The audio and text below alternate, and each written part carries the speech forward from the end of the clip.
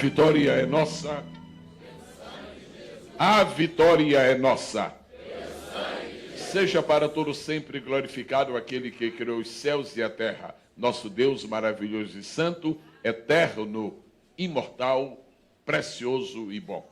Seja glorificado para todo sempre também nosso Senhor e Salvador Jesus Cristo, Redentor das nossas almas, justificador nosso para todo sempre.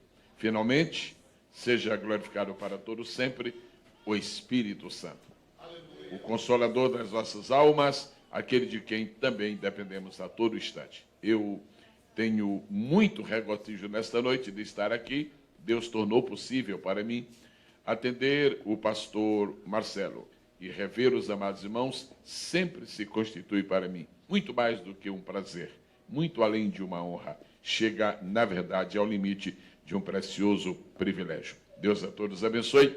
Enquanto nós estamos de pé, eu lhes peço a gentileza de voltarem a abrir este livro sagrado. Como os irmãos aqui amam a palavra.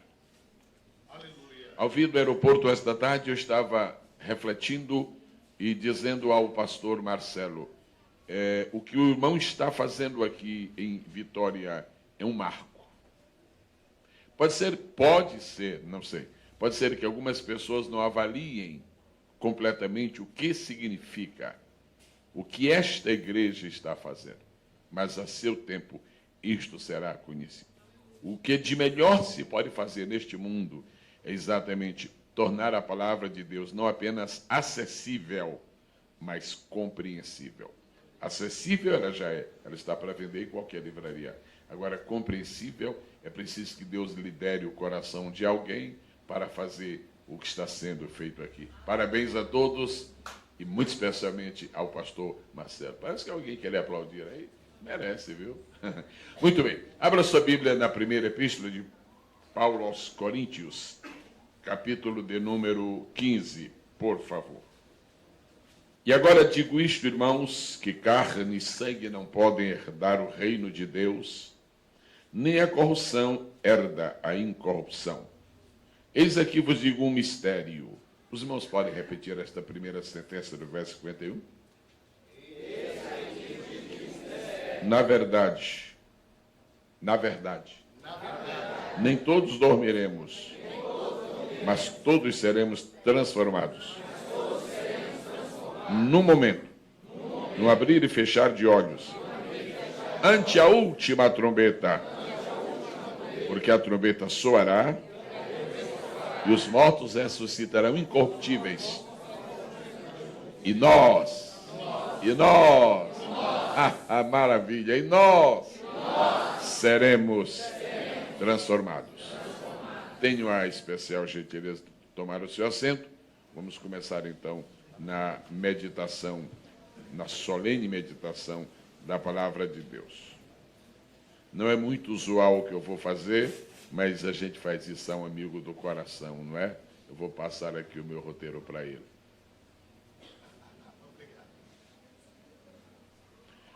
Espírito de Deus tem posto no meu coração que lhes fale esta noite sobre o perfil da igreja do arrebatamento. Se guardaram esta expressão, poderiam repeti-la por especial gentileza? O perfil da igreja do arrebatamento. Isto, agora falemos bem forte juntos, por favor. O perfil da igreja.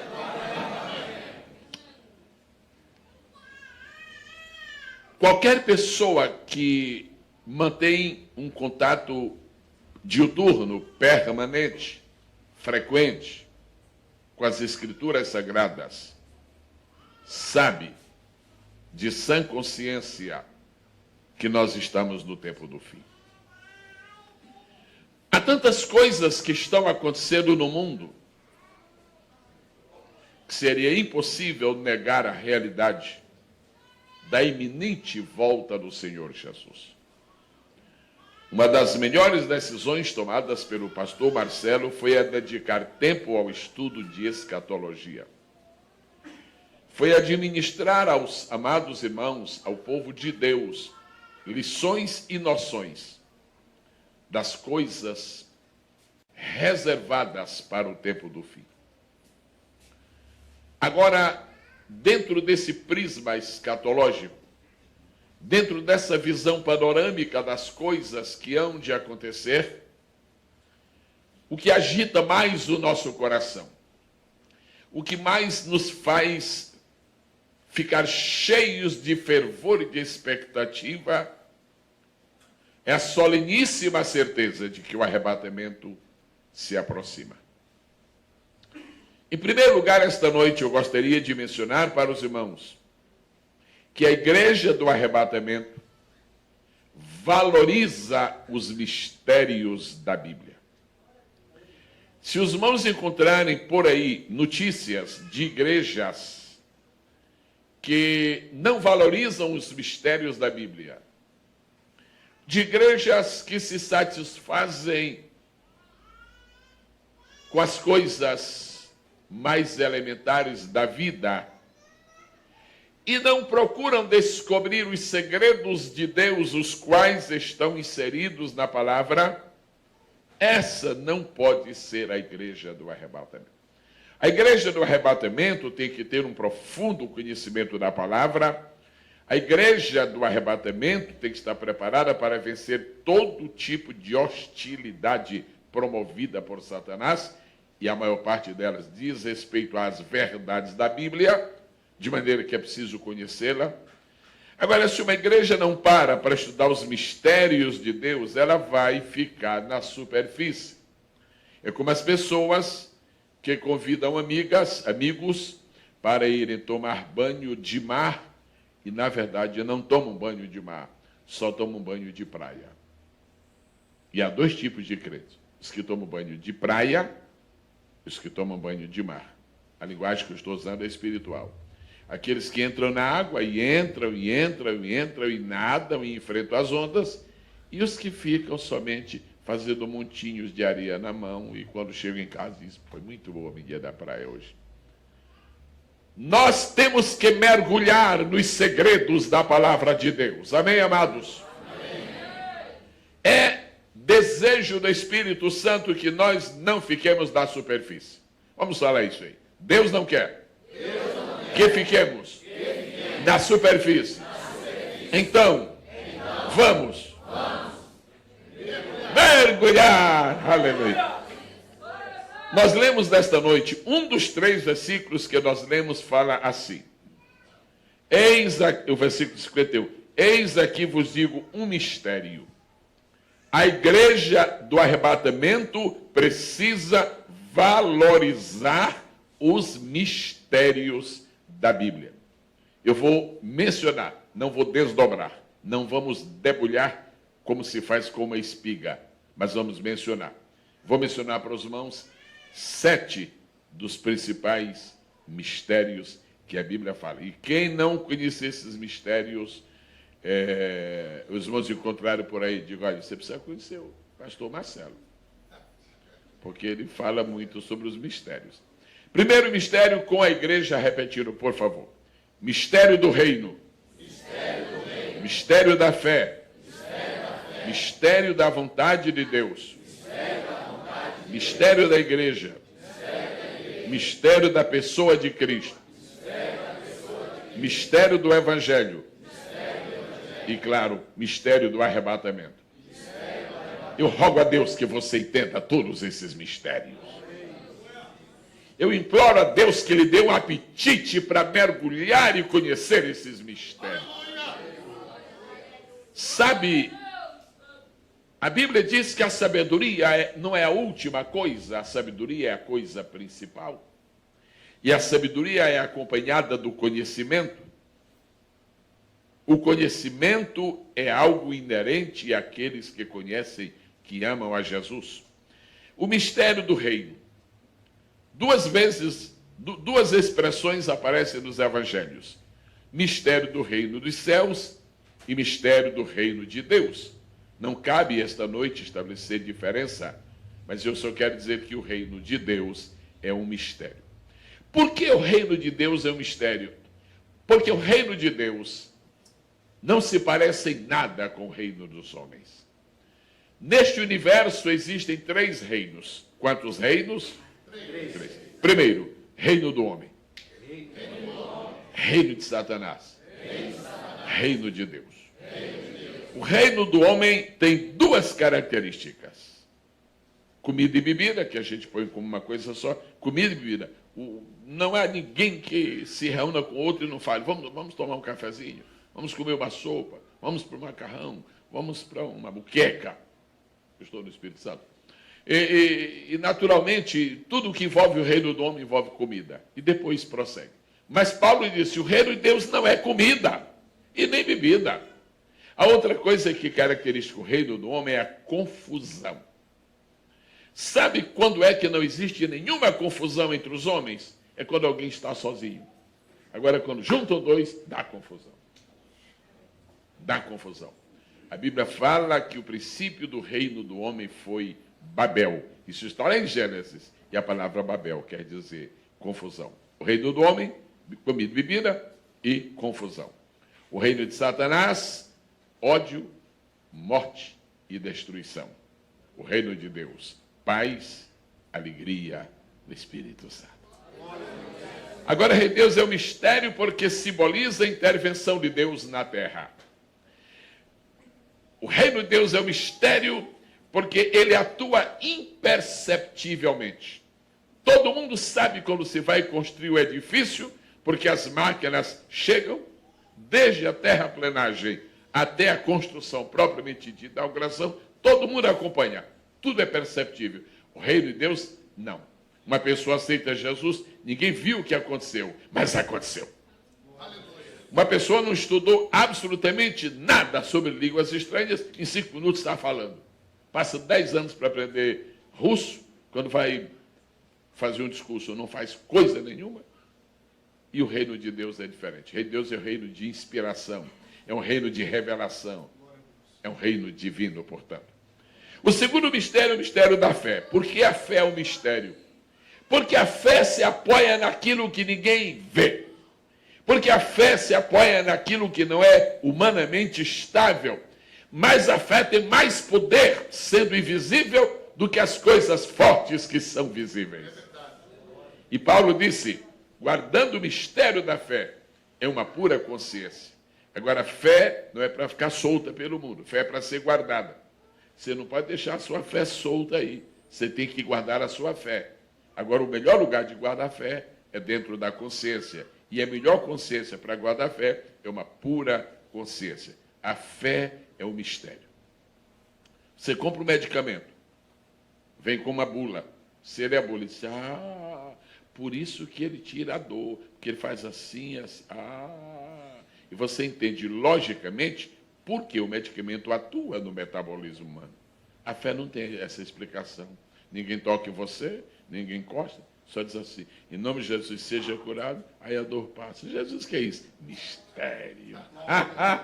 Quantos amam o mistério da fé? Digam amém. Amém. Eu não sei se estão anotando ou se vão esperar mais tarde adquirir o DVD, mas eu vou dar versículos. Mistério do reino, Mateus 13 e 11, ok? Não é para ler, mas é pelo menos para anotar.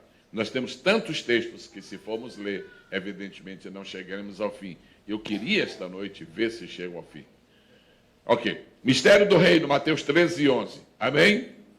Mistério da fé, 1 a Timóteo, capítulo 3, verso 9. 1 Timóteo 3 e 9. Muito bem. Vamos agora ao terceiro mistério. O mistério da vontade de Deus. Efésios 1 e 9. Na verdade, a vontade de Deus é um mistério.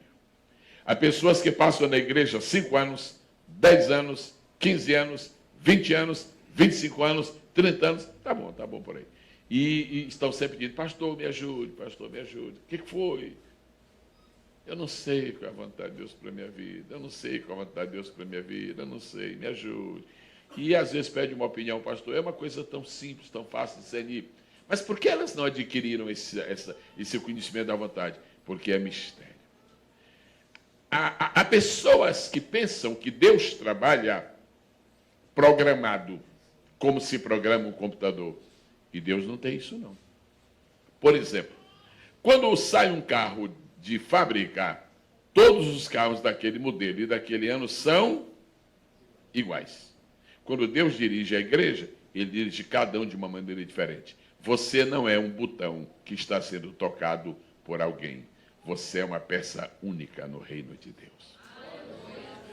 Você não é confundido com ninguém por Deus.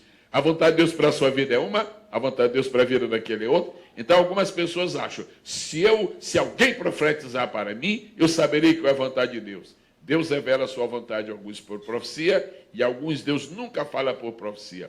Alguns Deus fala audivelmente. Tem pessoas que já viram Deus chamar. Alô, Jaqueline. Aí, olha, mas quem me chamou? Não tem ninguém aqui? Quando não tem ninguém, é porque tem alguém. E às vezes, quando tem alguém, na verdade, não tem ninguém. Então, o que acontece? Deus pode falar audivelmente? Deus pode falar intuitivamente. Deus lhe dá uma capacidade de ter uma intuição espiritual. Isso vai dar certo, isso não vai dar certo. Deus pode falar através da ação direta do Espírito implantada no seu coração. Você sente a voz sem ouvi-la. Deus é o único que, tendo voz, pode ser ouvida e pode não ser ouvida. Ela pode só ser sentida. E a voz de Deus, quando é sentida com perfeição, ela é tão ouvida quanto se ela realmente tivesse sido audível. Deus pode dirigir através de um conselho, principalmente de um conselho pastoral. Deus pode revelar sua vontade. Deus pode revelar sua vontade através de uma circunstância. Uma circunstância.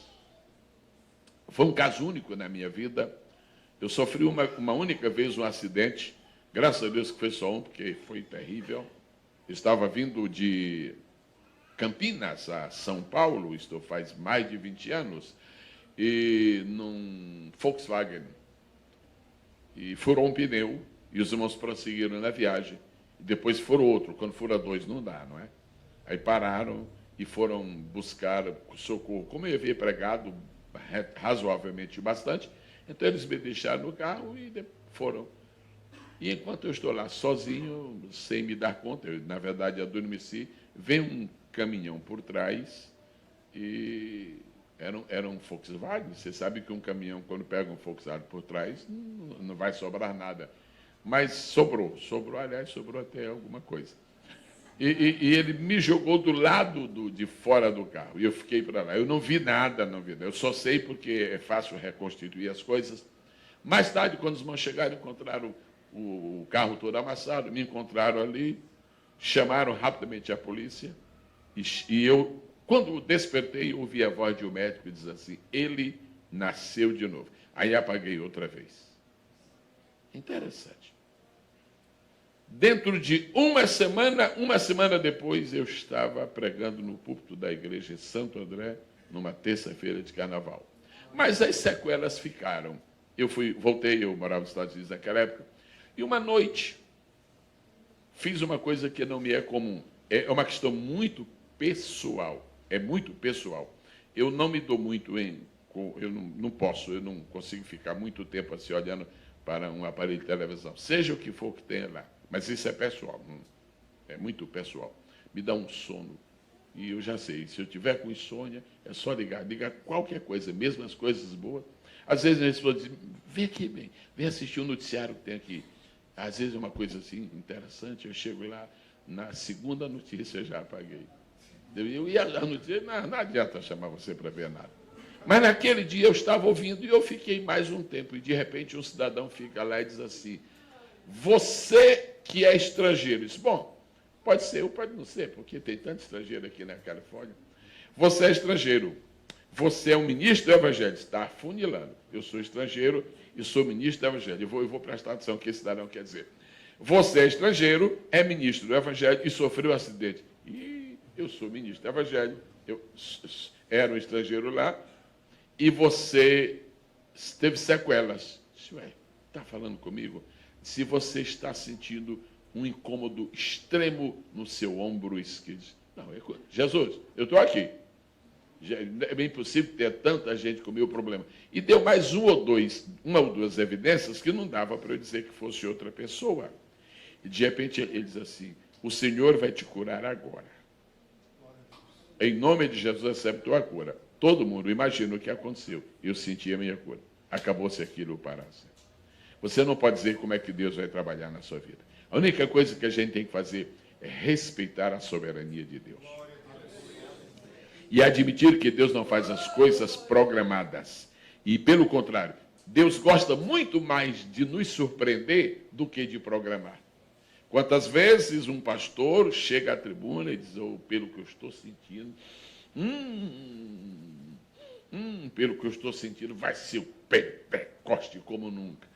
Aí vem, não acontece absolutamente. Ele sai frustrado toda a vida. Um outro dia que diz, Jesus, tem compaixão de mim, eu estou tão vazio hoje. Aí o Pentecoste acontece. Porque Deus quer dizer o seguinte, quem manda sou eu. O soberano sou eu. Deus te ajude a entender o mistério da vontade de Deus e ser submisso. Às vezes a vontade de Deus contraria a nossa. Deus não tem prazer de nos contrariar, mas Ele não tem a obrigação de nos apoiar quando nós não estamos na vontade dEle. Paulo chegou uma noite, Pai do Senhor, nós vamos para a missa, da missa vamos para a Bitinha. Deus abençoe. Vai ser uma viagem muito linda. Quando chegou a noite, apareceu um varão, disse, passa Macedônia e ajuda-nos. E Macedônia era o contrário, era Europa. Meu Deus. E Paulo disse, eu entendi, agora que a vontade de Deus é essa. E disse o seguinte, nós não vamos mais para a missa. E como é que vai ser? Com que cara a gente vai ficar? Essa é a razão porque muitas pessoas não obedecem à vontade de Deus. Querem se dizer, com que cara a gente vai ficar? Eu já falei uma coisa, você não tem cara, outra cara não, é a sua mesmo. Se você é capaz de obedecer a Deus, Deus é capaz de lhe honrar. Se você é capaz de obedecer à vontade de Deus, Deus nunca vai deixá-lo. De manhã cedo, na hora de viajar, era para viajar naquela direção. Paulo, mas Paulo, o que aconteceu? Não, é o seguinte, quem manda na minha vida é o mistério da vontade de Deus. Quantos dizem amém? Amém. O próximo mistério é o mistério da igreja. Se quiser anotar, eu tenho 2 versículos. Mistério da igreja. Pode repetir? Mistério da igreja. Amém. Efésios 3:9 e Efésios 5:32. A igreja é um mistério. Falar sobre isto requer 3 noites. Então, fica só isso. A igreja é um mistério. Tem gente que pensa que a igreja é um clube e não é. Tem gente que pensa que a igreja é uma empresa comercial e não é. Tem gente que pensa que a igreja é um partido político e não é. Tem gente que pensa que a igreja é sindicato e não é. Tem gente que pensa que a igreja é uma associação religiosa e não é. E a igreja não é nada do que o mundo pensa que ela é. Então, o que é a igreja? É o mistério de Deus. É o mistério de Deus. Um corpo que está na terra tem uma cabeça que está no céu.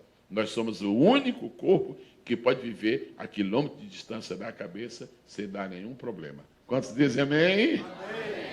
Amém. O próximo mistério, podem falar após mim? Mistério da pessoa de Cristo. Mistério da pessoa de Cristo. A pessoa de Cristo é um mistério. Olhavam para ele, era um homem, mas na verdade era Deus. Mas era um Deus feito homem para poder morrer. Mas era um homem que tinha divindade para poder dizer eu sou. Então é um mistério. E por isso as pessoas que não têm o discernimento espiritual não podem entender Jesus.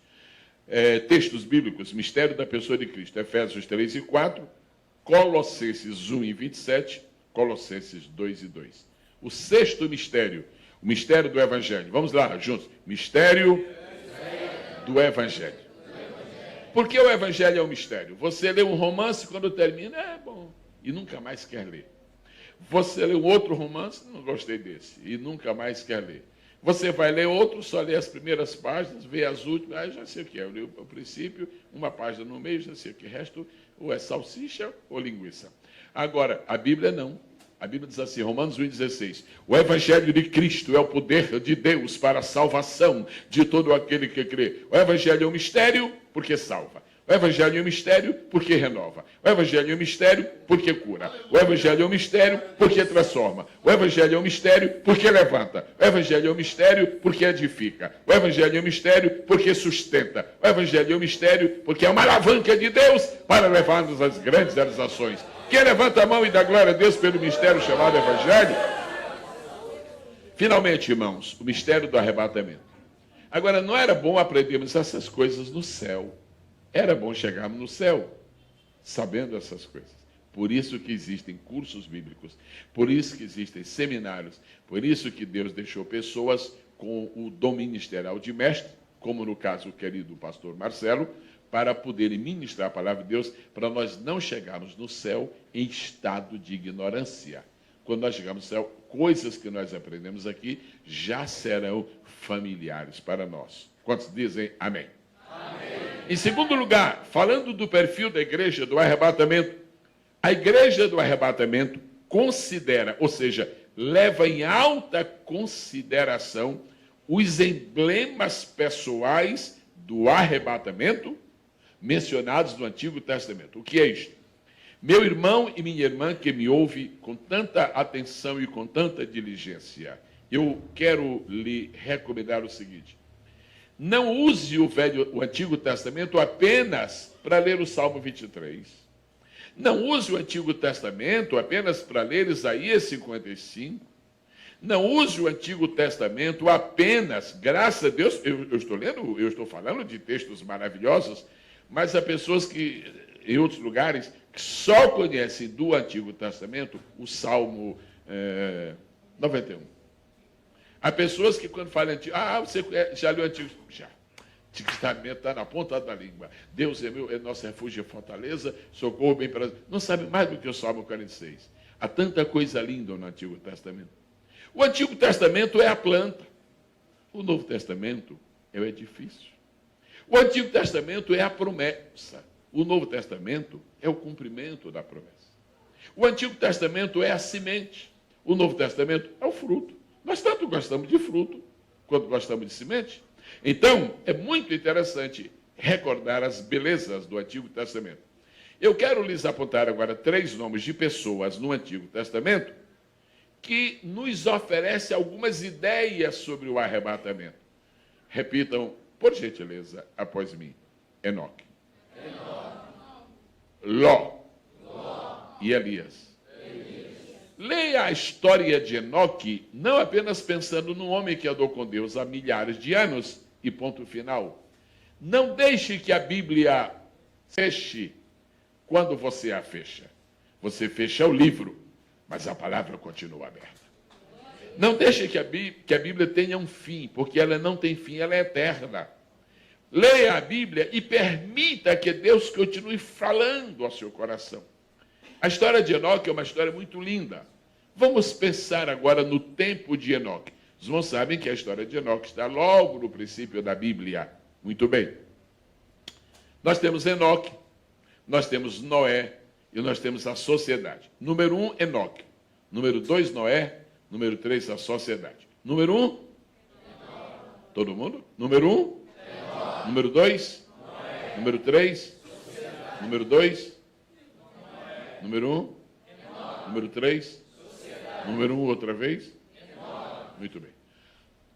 Esses 3 elementos no livro de Gênesis, queridos irmãos, estudar o irmão mesmo na sua casa, tomar tempo, e estudando os 3 assim em conjunto, isso é escatologia da mais profunda que pode existir dentro das Escrituras. Noé, dentro da arca, escapando do dilúvio, simboliza o povo judeu, que não será destruído. Enoque, sendo arrebatado, simboliza a igreja, que é o que vai acontecer com ela mesma. Vai ser arrebatada. Admitir que a igreja vai passar pela grande tribulação é admitir que Enoque foi arrebatado no meio do dilúvio. E no meio do dilúvio não houve arrebatamento. Certo? Enoque representa a igreja, Noé representa Israel e a sociedade representa o mundo. Por isso que está escrito na carta de Paulo aos Coríntios, que quando Deus olha dos céus à terra, ele só vê 3 povos. Diz a Escritura Sagrada, ele vê os judeus, ele vê os gregos, que também são chamados de gentios, e ele vê a igreja. A palavra literal é esta: portai-vos de modo que não deis escândalo, nem aos judeus, nem aos gregos ou gentios, nem à igreja de Deus. Se lá em Coríntios só existem esses 3 povos, e ao longo da Bíblia, esses 3 povos estão simbolizados na história de Gênesis. O que é que Enoque representa? A igreja. Que povo é que Noé representa? Que povo que Noé representa? Israel. E, finalmente, a sociedade é a sociedade mesmo. A sociedade pereceu. O mundo vai perecer. Noé se salvou através do dilúvio. Israel vai ser salvo através da grande tribulação. A igreja, ó, arrebatada, porque creu no Senhor Jesus, aceitou de coração e vai ser arrebatado. Por isso, é um hino tão lindo, tão querido de nós. Ser arrebatado eu para o céu, quem dera, pois a igreja Cristo levará. Muito bem, a figueira está em flor, é primavera. Levantai os nossos olhos. Já. Ok. Enoque foi arrebatado antes do dilúvio. Quer dizer, a igreja será arrebatada antes da grande tribulação. O dilúvio foi a punição de Deus em caráter universal. A grande tribulação será uma outra punição de Deus em caráter universal. E Elias? Elias foi arrebatado também. O que eu quero mencionar em Elias é só um detalhezinho. Elias sabia do dia em que seria arrebatado. Ele não soube uma semana antes, ele não soube um mês antes, mas no dia do arrebatamento, ele soube. Ele disse para Eliseu o seguinte: Deus vai me separar de ti, então é melhor você ficar. Fique em Gilgal. Não, eu fico nada. Fique em Betel. Não, eu não fico. Fique em Jericó. Eu não fico em Gilgal nem em Betel, eu vou ficar em Jericó, cidade amaldiçoada. Não. Elias tinha consciência do arrebatamento. Deus, eu vou te pedir uma coisa. Não deixa nenhum servo teu que está aqui, nenhum, ignorar o arrebatamento. Você tem que crer no arrebatamento. Você tem que desejar o arrebatamento. Você tem que amar a doutrina do arrebatamento, porque eu vou lhe dizer uma coisa, meu irmão. Eu vou lhes dizer uma coisa, meus amados irmãos.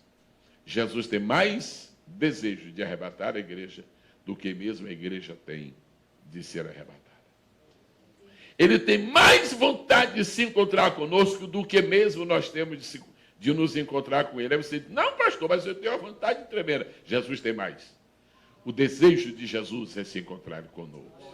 O desejo de Jesus é tirar-nos deste mundo mau, perigoso. Isso aqui não serve mais. Nós estamos ainda aqui porque nós não completamos a obra. Nós não terminamos a obra de evangelização do mundo. Ainda faltam alguns se agregar ao povo de Deus. Mas logo, logo, o arrebatamento vai acontecer. Enoque, você pode repetir Enoque? Elias, você pode repetir? A outra pessoa que eu mencionei aqui é Ló. Pastor, será que Ló, de alguma maneira, lembra o arrebatamento? Sim. Quando você estiver estudando um personagem do Antigo Testamento e alguém lhe disser que ele é um tipo, não pense que a vida toda dele é. São partes da vida. São trechos da vida. Porque ninguém vai viver toda a vida para simbolizar o futuro. Não, cada um teve a sua própria vida. Por exemplo, Sansão simboliza Jesus. Mas só num pedacinho, só uma coisinha de nada. Não pode você imaginar Sansão agora na vida toda dele. Porque graças a Deus, na vida de Jesus não tem Dalila, não é? Mas na vida de... Quando foi que Jesus fez... Quando foi que Sansão fez o maior estrago nos inimigos? Não foi com a sua morte? Não é com a morte que Jesus dominou completamente todos os seus inimigos? Ló foi salvo de Nova York, né? Nova York, não? Ah, não. Ló foi salvo de... O que aconteceu depois que Ló saiu de Sodoma? Sodoma foi destruída com fogo. Deus destruiu Sodoma com Ló lá dentro. A grande tribulação não vai acontecer este mundo com a igreja aqui dentro. Não, não, não, não. O que foi que os anjos disseram para Ló? Apressa-te, porque o Senhor não pode destruir esta cidade enquanto tu estiveres aqui. É você que está impedindo o caos no Brasil e no mundo. Porque você, como filho de Deus, os irmãos, nós como filhos de Deus, Nós estamos aqui, somos nós que estamos impedindo esta nação, este mundo de ser destruído, porque nós ainda estamos aqui. Aleluia, aleluia, aleluia, aleluia ao Cordeiro. Agora, em terceiro lugar, estou falando esta noite do perfil da igreja do arrebatamento. A igreja do arrebatamento, irmãos, ela tem que compreender com muita seriedade duas ideias fundamentais da Bíblia que se relacionam com o arrebatamento. Fiquem ouvindo, nós já lemos e eu vivi outra vez. Olha só, é um versículo extraordinário. Na verdade, ele é praticamente a chave do que eu estou falando. Olha só. Eis aqui vos digo, eu gosto de ver a igreja repetir a Bíblia. Eis aqui vos digo um mistério. Eis aqui vos digo um mistério. Na verdade, nem todos dormiremos, mas todos seremos transformados. Nem todos dominemos, mas todos seremos. Nós vamos tomar um bom tempo aqui agora. Agora tem muita coisa interessante. Há duas coisas, há duas verdades, há duas ideias fortes neste versículo. Nem todos dormiremos. Paulo está falando do arrebatamento. Quando Paulo diz nem todos dormiremos, ele está dizendo não vai morrer todo mundo. Porque tem algumas pessoas que estarão, muita gente, que estará viva no dia do arrebatamento. Mas antes de vir para este versículo, eu preciso que todos os irmãos que têm Bíblia voltem comigo agora para São João, capítulo 11, e logo nós estaremos falando sobre nem todos dormiremos.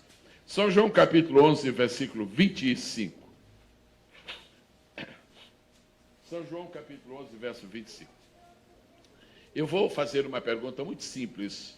Quem já encontrou? Diga amém. Então, vamos ver, porque já encontraram. Olha aqui, Jesus diz. Disse-lhe Jesus, eu sou a ressurreição e a vida.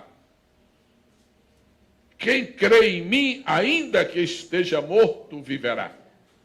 Quero crer que milhões e milhões e milhões de pregadores desses 2000 anos de história da igreja do Senhor aqui no planeta Terra já falaram, já pregaram, já ministraram sobre este versículo. Vai ser difícil encontrar alguém aqui que já pregou algumas vezes, que não tenha pregado. Nós gostamos deste versículo, ele é bonito. Eu sou a ressurreição e a vida. Quem crê em mim, ainda que esteja morto, viverá. Esse versículo é muito usado em soteriologia, ou seja, na doutrina da salvação. Mas eu quero pedir a você agora, meu irmão e minha irmã, que veja este versículo na perspectiva escatológica. Jesus falou muito sobre escatologia, mas é uma opinião apenas pessoal. Mas na minha opinião, foi aqui que ele entrou no mistério. Esse versículo é fabuloso. Nós vamos nos alegrar mais uma vez com o desdobramento desta mensagem. Jesus está estabelecendo princípios escatológicos. Primeiro ele diz, eu sou, que é uma declaração de sua divindade. Eu sou. Os irmãos conhecem algum judeu? Os irmãos têm amizade com algum judeu? Os irmãos já falaram com algum judeu, assim, para conversar um pouco com ele? Os irmãos os irmãos sabem que quando dois judeus se encontram, eles falam em hebraico. Os irmãos sabem que quando um judeu se encontra com outro e fala em hebraico, e eles não se conhecem perto da Síria, escuta aqui, o que você é? Ele nunca diz, eu sou atleta. Ele diz, eu atleta. Ele nunca diz, eu motorista. Eu sou motorista. Ele diz, eu motorista. Ainda hoje o judeu não diz, eu sou. Você é casado ou solteiro? Ele não diz, eu sou casado. Ele diz, eu casado. Eles nunca dizem, eu sou. Desde os tempos antigos, quando Deus se revelou como Yahvé, quando Deus se revelou como Jeová, quando Deus deu aquela explicação para Moisés, eu sou, me enviou a voz, eles não falam. Os irmãos se lembram que a Escritura Sagrada diz em São João, capítulo 8, que um dia Jesus estava falando com os judeus E os judeus, Jesus falou que conhecia Abraão, eles ficaram irritados. Tu não tem nem 50 anos e conhece Abraão. Aí Jesus disse, quer saber uma coisa? Antes que Abraão existisse, o versículo seguinte diz assim, e pegaram em pedras para tirar. Porque foi que os judeus pegaram em pedras para atirar em Jesus, porque ele disse, eu sou. Alô? Os irmãos estão aí? Entenderam bem? Porque foi que os fariseus, os judeus, pegaram em pedras para atirar em Jesus? Porque ele disse, eu sou. Se quiserem anotar, não vamos lá, mas se quiserem anotar, João 8,58, isso é bem conhecido. Então pegaram em pedras para atirar. Porque uma pessoa que dissesse, eu sou, estava atribuindo a si a divindade. E era exatamente. 7 vezes Jesus disse solenemente no Evangelho de João, eu sou. Eu sou a videira verdadeira. Eu sou o caminho, a verdade e a vida. Eu sou a porta. Cada uma dessas declarações é um atestado da sua divindade. Ok. Jesus aqui está dizendo, eu sou a ressurreição e a vida. Os irmãos trouxeram a mão esquerda hoje? Todos? E a direita também? Graças a Deus. Então vamos lá. Levante, por favor. Tudo aqui é por favor, viu? É gentileza dos irmãos. Levante, por favor, a sua mão fechadinha assim. Ok. Eu estou esperando algum irmão decidir se ele levanta mesmo a esquerda. Muito bem. A esquerda. Aqui, Jesus disse, eu sou a ressurreição. Então, ressurreição. Balança-se a mão, por favor. Ressurreição. Agora vamos levantar a direita, não baixa a esquerda, a não ser que tenha segurando uma criança, é diferente. E aqui é vida. Ressurreição.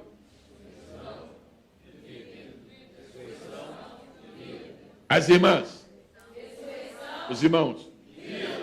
Ok, os dois juntos, quer dizer, um após o outro. 1, 2, 3. Eu sou a. E a. Eu sou a. E a. Os irmãos são capazes de imaginar que Jesus iria proferir uma declaração sem propósito? Não! Toda vez que Jesus fala, ele projeta a sabedoria. Toda vez que Jesus fala, ele está ensinando.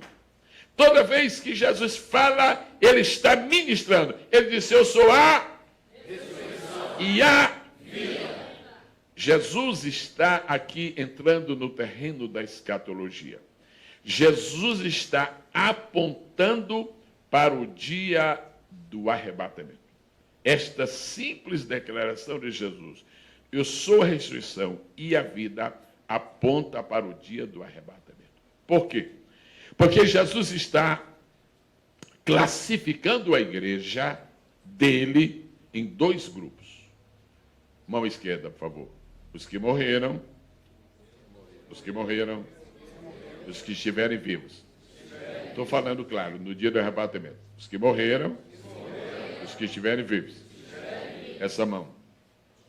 Os que estiverem vivos. E essa aqui. Agora volta para o primeiro. Eu sou a... Para os... Eu sou a vida. Quer dizer, não vão morrer, porque eu sou a vida. Entendido? Para os que morreram, eu sou a... Agora, para os que não morreram, para nunca morrer. Ei, maravilha! Jesus classifica os membros da sua igreja de todas as épocas em 2 grupos, os mortos e os vivos. Os que morreram, mas morreram salvos. E os que não morreram e estão salvos. Agora Jesus vai continuar explicando ainda melhor. Eu sou a ressurreição e a vida. Quem crê em mim, ainda que esteja morto, viverá. Agora vamos lá. Ainda que esteja morto. Passa para esse lado aqui. Amém? Simplesmente bonito, não é? É simplesmente bonito. Ainda que esteja morto, viverá. Por quê? Porque aqui não vai jamais haver morte. Deixa eu fazer uma pergunta que aparentemente não tem nada a ver com isto, mas como é da Bíblia, a gente... O senhor que está aí com esta bonita blusa aí toda... Isso, fique de pé, por favor. Quando Jesus morreu, ele morreu... havia mais alguém com ele crucificado? Havia, o senhor acertou, nota 10. Quantas pessoas estavam crucificadas ao lado de Jesus? Duas. Muito bem, não preciso dizer de que lado, porque aí também é demasiado infantil. Muito bem. Quem morreu primeiro, Jesus ou os dois homens? Quem morreu primeiro, Jesus ou os dois homens? Então Jesus era mais fraco? Por que ele morreu primeiro? Jesus não aguentou viver mais tempo e ele morreu primeiro? Já citou, querido? Agora é que é a pergunta-chave. Por que foi que Jesus morreu primeiro? Por que aquele idiota e o outro convertido, por que eles não morreram primeiro? Jesus morreu primeiro. Quando chegaram para ver, Jesus já estava morto. O que é isso? Por que foi que Jesus morreu primeiro? Se o senhor acertar essa resposta, eu vou lhe dar de presente um livro que eu tenho aí. Desde que ninguém sopre. Ok, esgotou o tempo, obrigado. Você é desses que gostam de pensar, eu respeito. Alguém quer dar uma opinião? Senhor, por que foi que aqueles dois homens morreram depois? Jesus morreu primeiro. A fraqueza do... Que é isso, Jesus? Se eu morrer primeiro, diga, amado. Se eles morressem primeiro, Jesus teria que estar. É uma pergunta. Eu me lembro, eu vou lhe dar um versículo que eu encontrei na Bíblia. Não estás longe do reino de Deus. É o seguinte, enquanto Jesus esteve aqui na terra, nos seus 3 anos e meio de ministério, ninguém morreu na presença dele. Eu sou a ressurreição, mas sou também a... Enquanto Jesus estivesse vivo, eles não morreriam. Podia demorar 1 dia, 2, 3. Depois que Jesus morreu, estão liberados para morrer também. Mas enquanto Jesus estivesse ali vivo, eles não poderiam morrer. Sabe por quê? Porque a morte não triunfa sobre a vida. Todo mundo falando bonito. A morte não triunfa sobre a vida. Faça de conta que você é um professor e você está falando para o seu estudante, para o seu discípulo que está ao lado, aperte na mão do seu discípulo, assuma a posição de professor e diga, olha, a morte não triunfa. Bem bonito. A morte não triunfa sobre a vida. Maravilha. Glória a Deus. Bom, vamos voltar para João 11, 25. Jesus disse, eu sou a ressurreição e a vida, quem crê em mim ainda que esteja morto, viverá. Agora nós vamos voltar para Coríntios e vamos ver as 2 ideias fundamentais. Nem todos dormiremos. Isto fala de sono. As irmãs bradem sono. Sono. Mais uma vez. Mas todos seremos transformados. Agora os irmãos falam transformação. Todo crente que quer entender bem o mistério do arrebatamento tem que prestar atenção ao que Paulo falou. Paulo falou de sono e Paulo falou de transformação. Nem todos dormiremos, nem todos passaremos pelo sono da morte, mas todos seremos transformados. Nós vamos agora conversar um pouquinho sobre sono. Espero que ninguém tenha neste momento. Os irmãos sabem que a Bíblia fala em diferentes sonos. E eu quero mencionar 5 sonos da Bíblia que a gente precisa entender bem por causa do arrebatamento. Quem quer escrever, escreva. Quem quer guardar na mente, guarde. Quem quer aguardar o vídeo, o DVD, então aguarde. Primeiro, sono. Sono na hora da desobediência. Vamos repetir, por favor? Sono na hora da desobediência. Segundo sono, sono na hora da guerra. Sono na hora da guerra. Terceiro sono, sono no jardim. Sono no jardim. Quarto sono, sono... Cuidado que depois eu vou pedir que repitam. Sono na hora da semeadura. Sono na hora da semeadura. Quinto, sono na hora do milagre. Sono na hora do milagre. Eu estou pensando, pastor Marcelo, que só isso aqui dá uma mensagem. Né? Ok, muito bem. Vamos lá. Primeiro, sono. Sono na hora da desobediência. Segundo sono, sono na hora da guerra. Terceiro, sono do... Quarto sono, sono na hora da... Quinto sono, sono na hora do... Agora, para cada um desses sonos, vamos procurar uma pessoa para poder ilustrar. Sono na hora da desobediência, Jonas. Se lembram? Jonas desobedeceu a Deus e foi vítima de uma sonolência Dormiu e dormiu e dormiu e dormiu. Foi preciso o pessoal chegar e acordá-lo e dizer assim: que tens dormente? Sono na hora da guerra, Saul. Em plena guerra, Saul dormiu, deixou a espada para um lado, a lança para outra. Davi passou ali em frente. O pessoal disse: Davi, aproveita, Davi. Aproveita, vinga-te agora, mata esse sujeito. Não, ele tem a unção de Deus da vida dele. Sono do jardim são os discípulos. Jesus chamou os discípulos para ele a orar e ficou uma distância de um tiro de pedra. Enquanto Jesus estava orando, os discípulos estavam meditando, certo? Desculpe, obrigado, irmão. Eles estavam meditando. Sono na hora da semeadura. A Bíblia diz que os inimigos vieram enquanto o semeador dormiu e semearam joio. E finalmente sono na hora do milagre, que foi Adão. Para Deus fazer o milagre de produzir Eva, Deus deu um sono para Adão. Vamos repetir, se fica na memória, muito bom. O primeiro sono que eu estou mencionando esta noite fala de Jonas. Que sono foi? Irmãos, me diga uma coisa. Se Jesus nos mandar fazer uma coisa e nós não fizermos, como se chama isso? Fraqueza? Não. Desobediência. Quem é que se lembra do que está escrito? Não vale para pastores a pergunta. Quem se lembra do que está escrito em Marcos, capítulo de número 16, versículo de número 15? O senhor pode restar de pé, por favor? Quem está falando? Muito obrigado. Bem bonito aí. O senhor está parecendo um pregador. Ok, diga. Ide por todo mundo.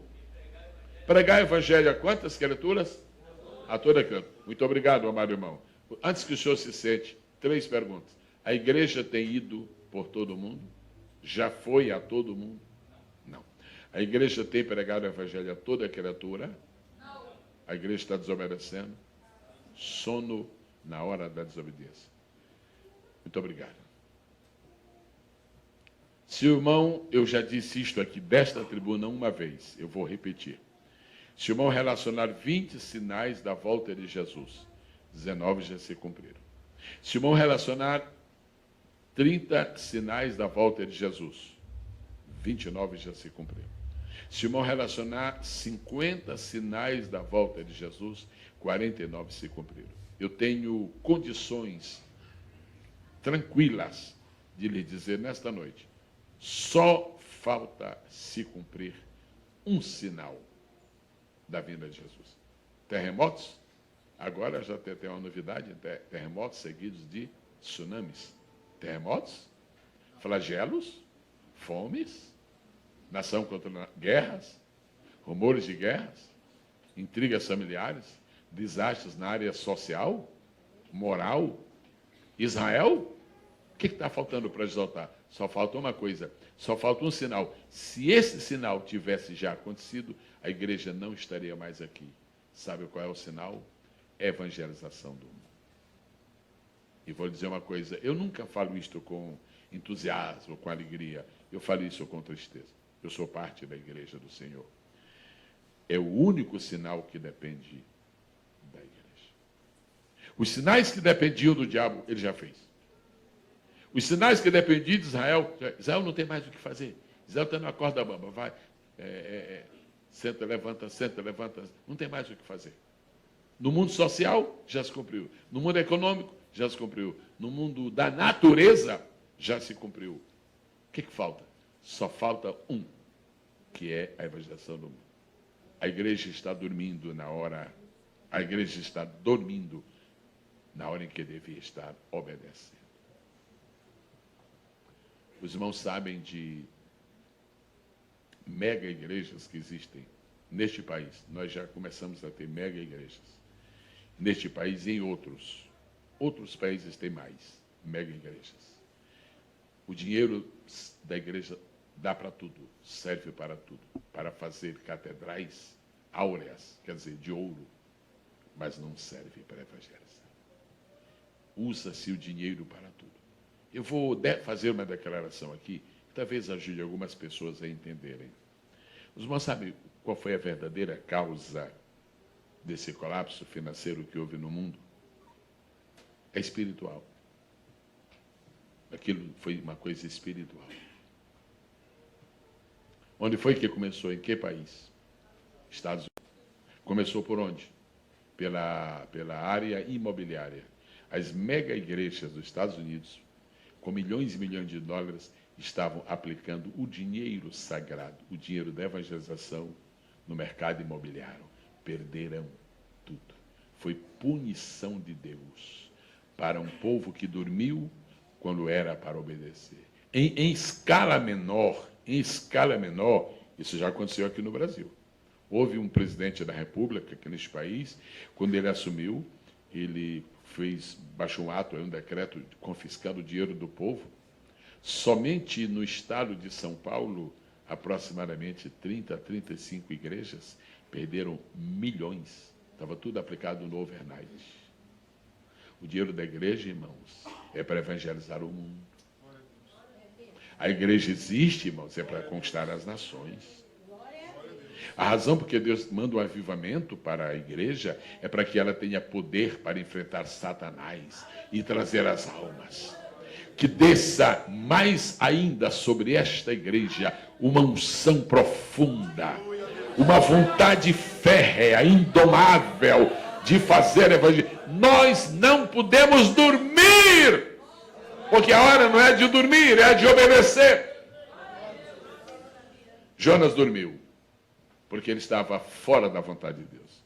Jonas dormiu, porque Deus tinha mandado Jonas ser missionário. E ele não foi. Ele não quis ir para o lugar que Deus lhe mandou. A história de Jonas recorda a igreja falhando na tarefa escatológica de proclamar o evangelho a todo mundo.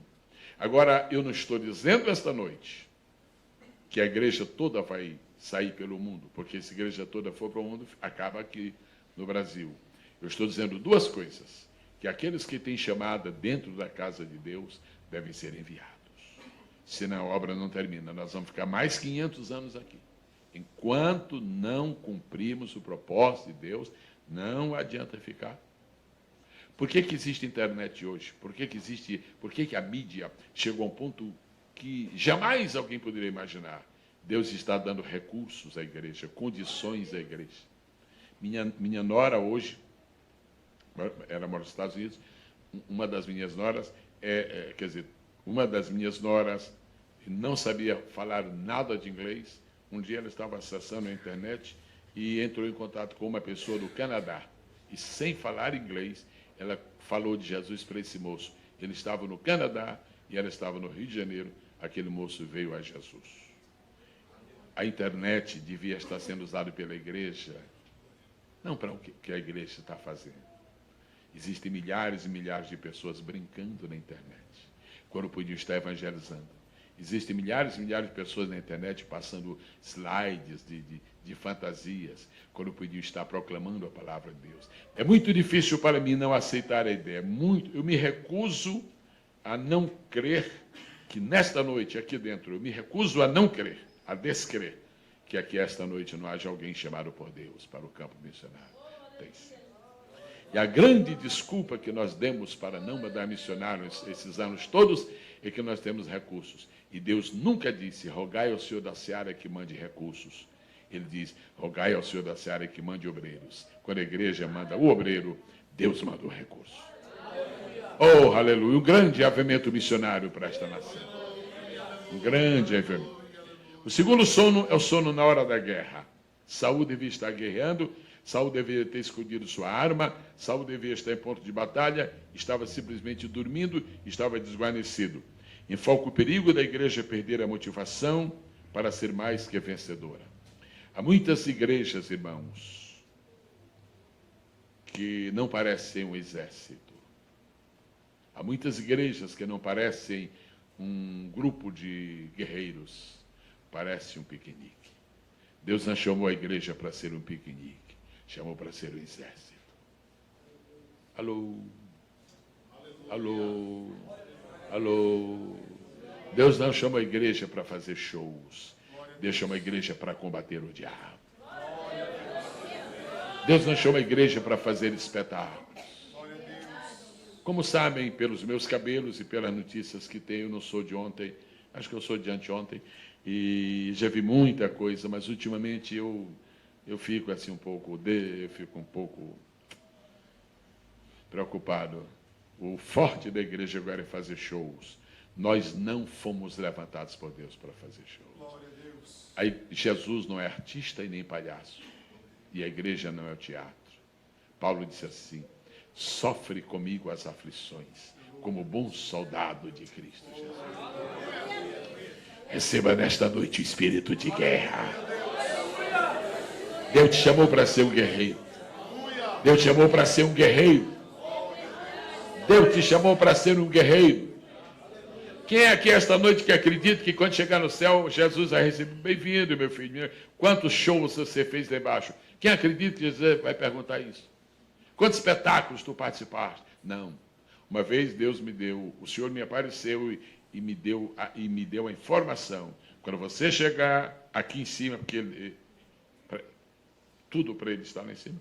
Quando você chega em cima, você vai ter duas surpresas. Eu vou falar para você, mas você vai ter ainda como surpresas. Eu vou fazer duas perguntas para você, quando você chega aqui. Primeira, quantas vezes leste o meu livro? O livro que ele deu para nós está embaixo, na gaveta. Porque os programas de televisão não nos permitem mais, não dão mais tempo de ler a Bíblia.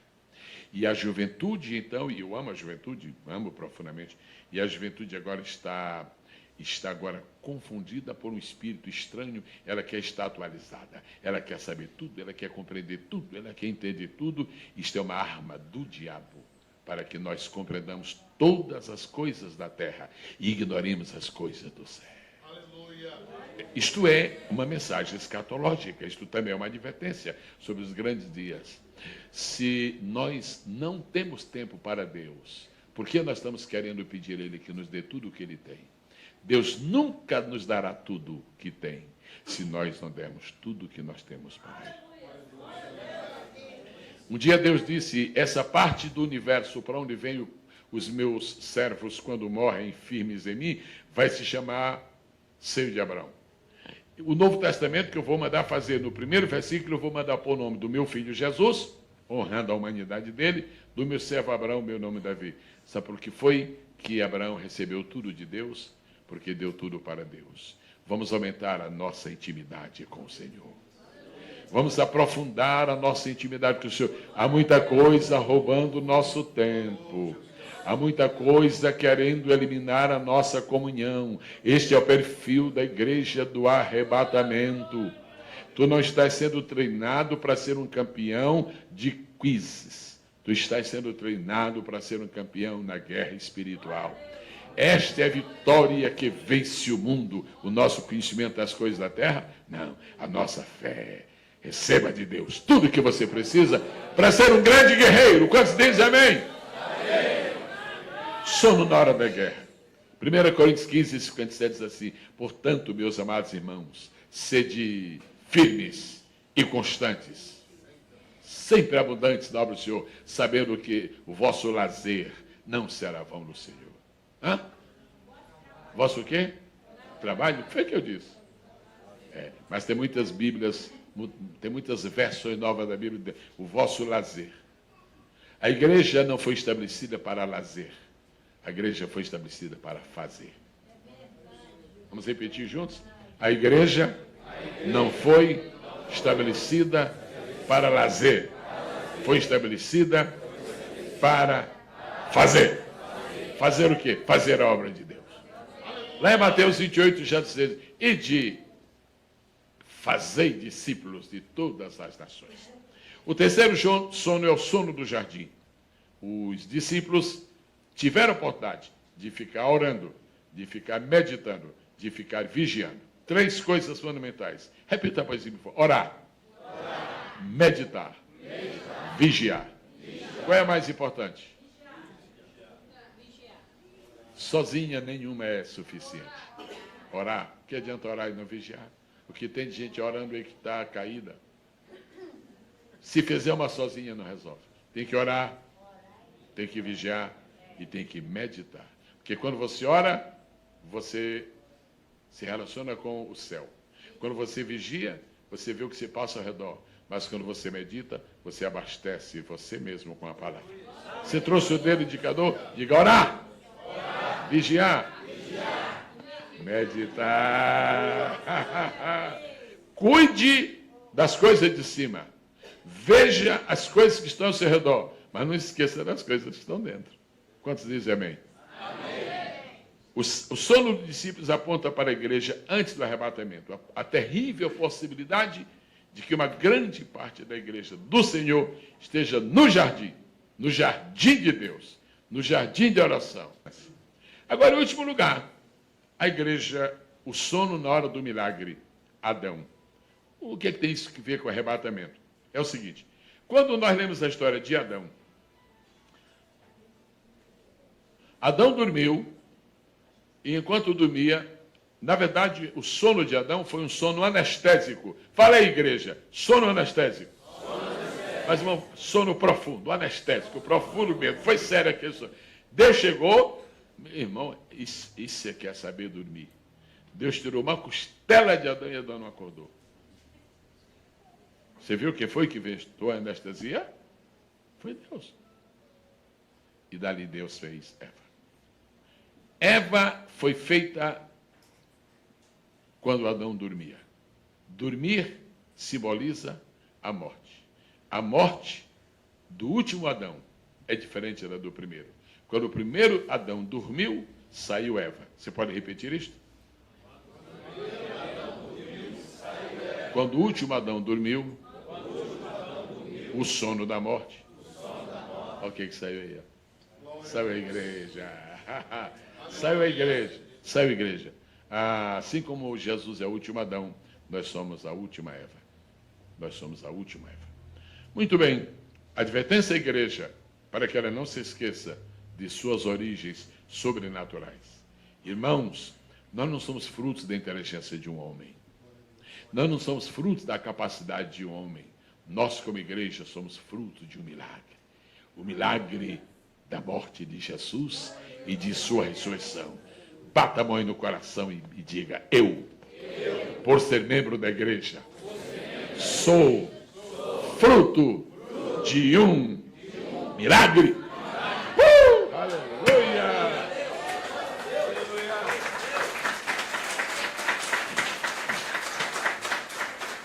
Agora Paulo disse, nem todos dormiremos. Dá para repetir só as vozes femininas? Isto significa, nem todos morreremos. No dia que Jesus voltar, haverá milhões de pessoas neste mundo que nunca morreram e não vão morrer. Agora, algumas pessoas têm dificuldade em entender isto só por causa de uma coisa.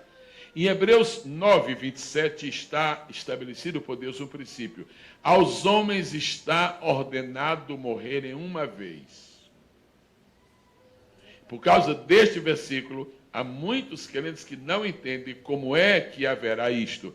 E temos até que criam umas teorias horríveis, dizendo, não, eles vão morrer rapidamente e ressuscitam em seguida, porque a Bíblia diz. Deixa eu lhe fazer uma pergunta, muito interessante. Use seu raciocínio forte que Deus lhe deu. Quem é maior? É a lei ou é a pessoa que faz a lei? Pensem bem. É a pessoa que faz a lei é maior do que a lei que foi feita pela pessoa. Deus estabeleceu uma lei, e a lei diz que todos têm que morrer. Se essa lei nunca pode mudar, se ela não pode ser alterada, essa lei é maior do que Deus. Se Deus um dia mudar essa lei, Deus está dizendo, minha lei é forte, mas eu sou mais forte do que a minha lei. Minha lei é poderosa, mas eu sou mais poderoso do que a minha lei. Então, escutem.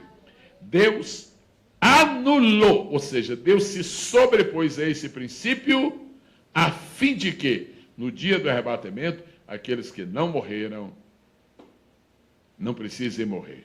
Agora você me pergunta, mas será que não fica arranhada a palavra de Deus? Alguém tem Bíblia, por favor, aí aberta? E pode ler de pé, por favor? A câmera vai fixar o irmão, não sei se é aqui do público. Hebreus 9, 27, alguém pode ler, por favor? Eu queria pedir só que você visse como é que Deus não deixa brecha para nada, para a gente ficar pensando nada negativo a respeito dele. Hebreus, capítulo 9, versículo 27. Quer ver uma coisa interessante? Escute bem isso aí. E assim como aos homens está ordenado morrer uma só E assim como aos homens está ordenado morrerem uma só vez, vindo depois disto, para quem foi que Deus estabeleceu a lei obrigando a morrer uma vez? Foi para todo mundo? Não, foi só para aqueles que há de traz juízo.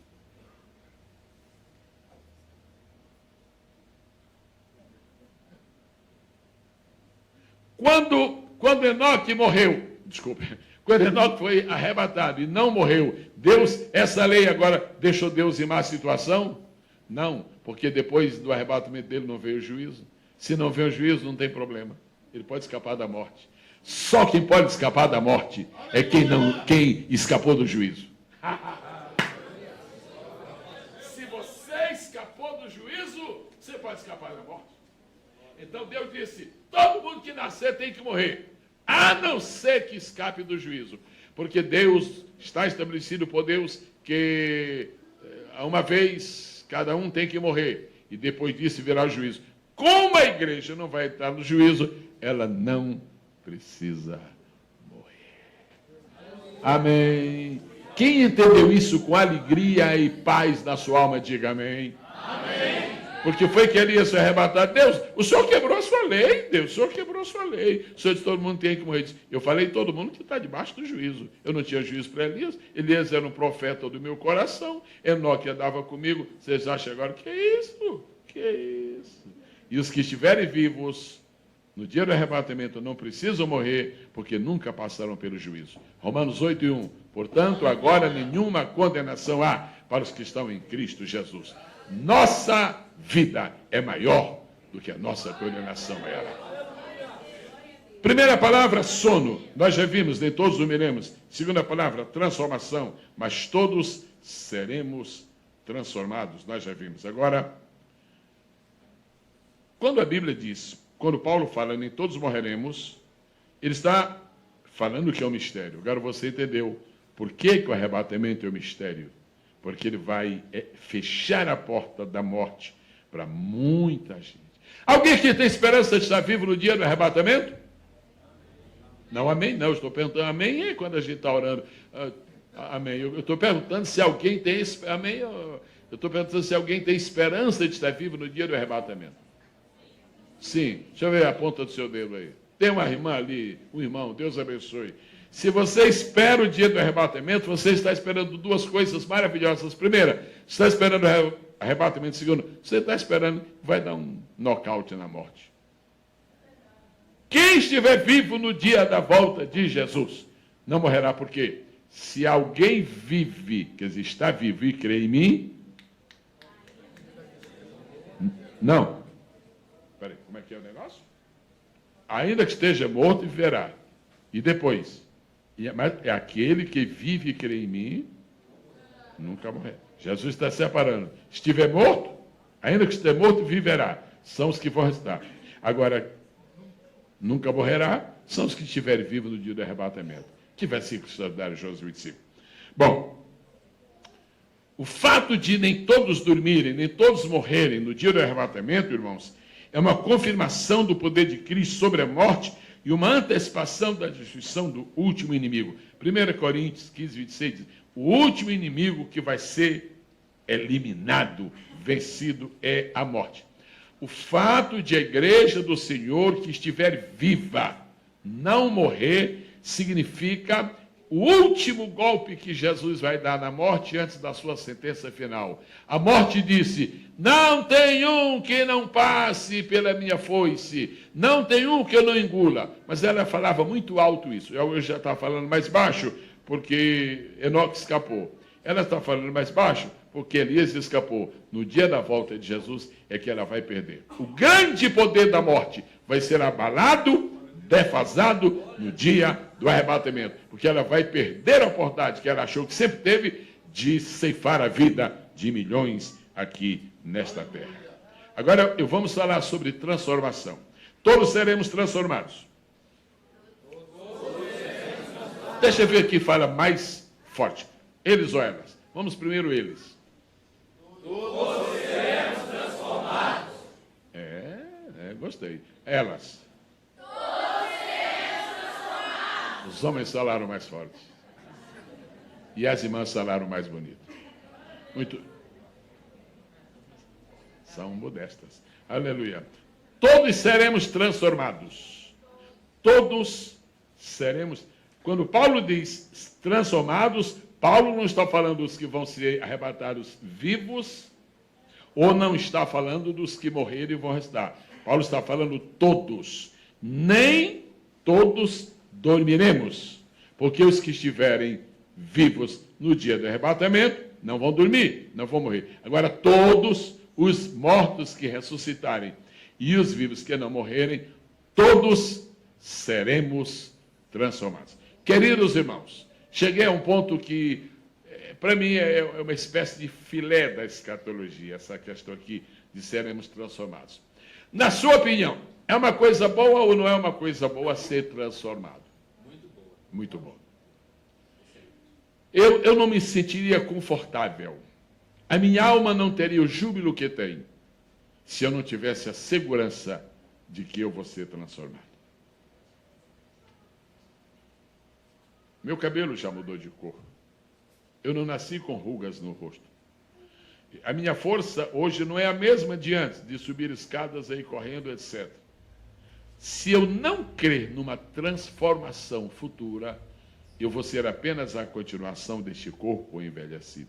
Eu tenho notícias boas para todos os crentes. Todos seremos transformados. Você tem um parente na sua família, ou você tem um conhecido crente de ouro, maravilha, gente finíssima. Gangrena, amputaram o pé. E agora? Todos seremos transformados. Você conhece uma pessoa que sofreu de uma rubéola, por exemplo, e afetou muito o seu visual, e a pessoa até se escondia das outras pessoas. Todos seremos transformados.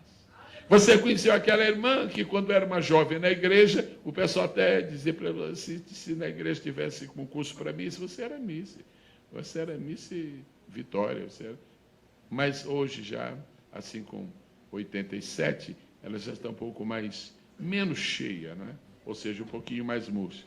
E ele diz assim, ele disse, e a minha esperança, pastor? Todos seremos transformados.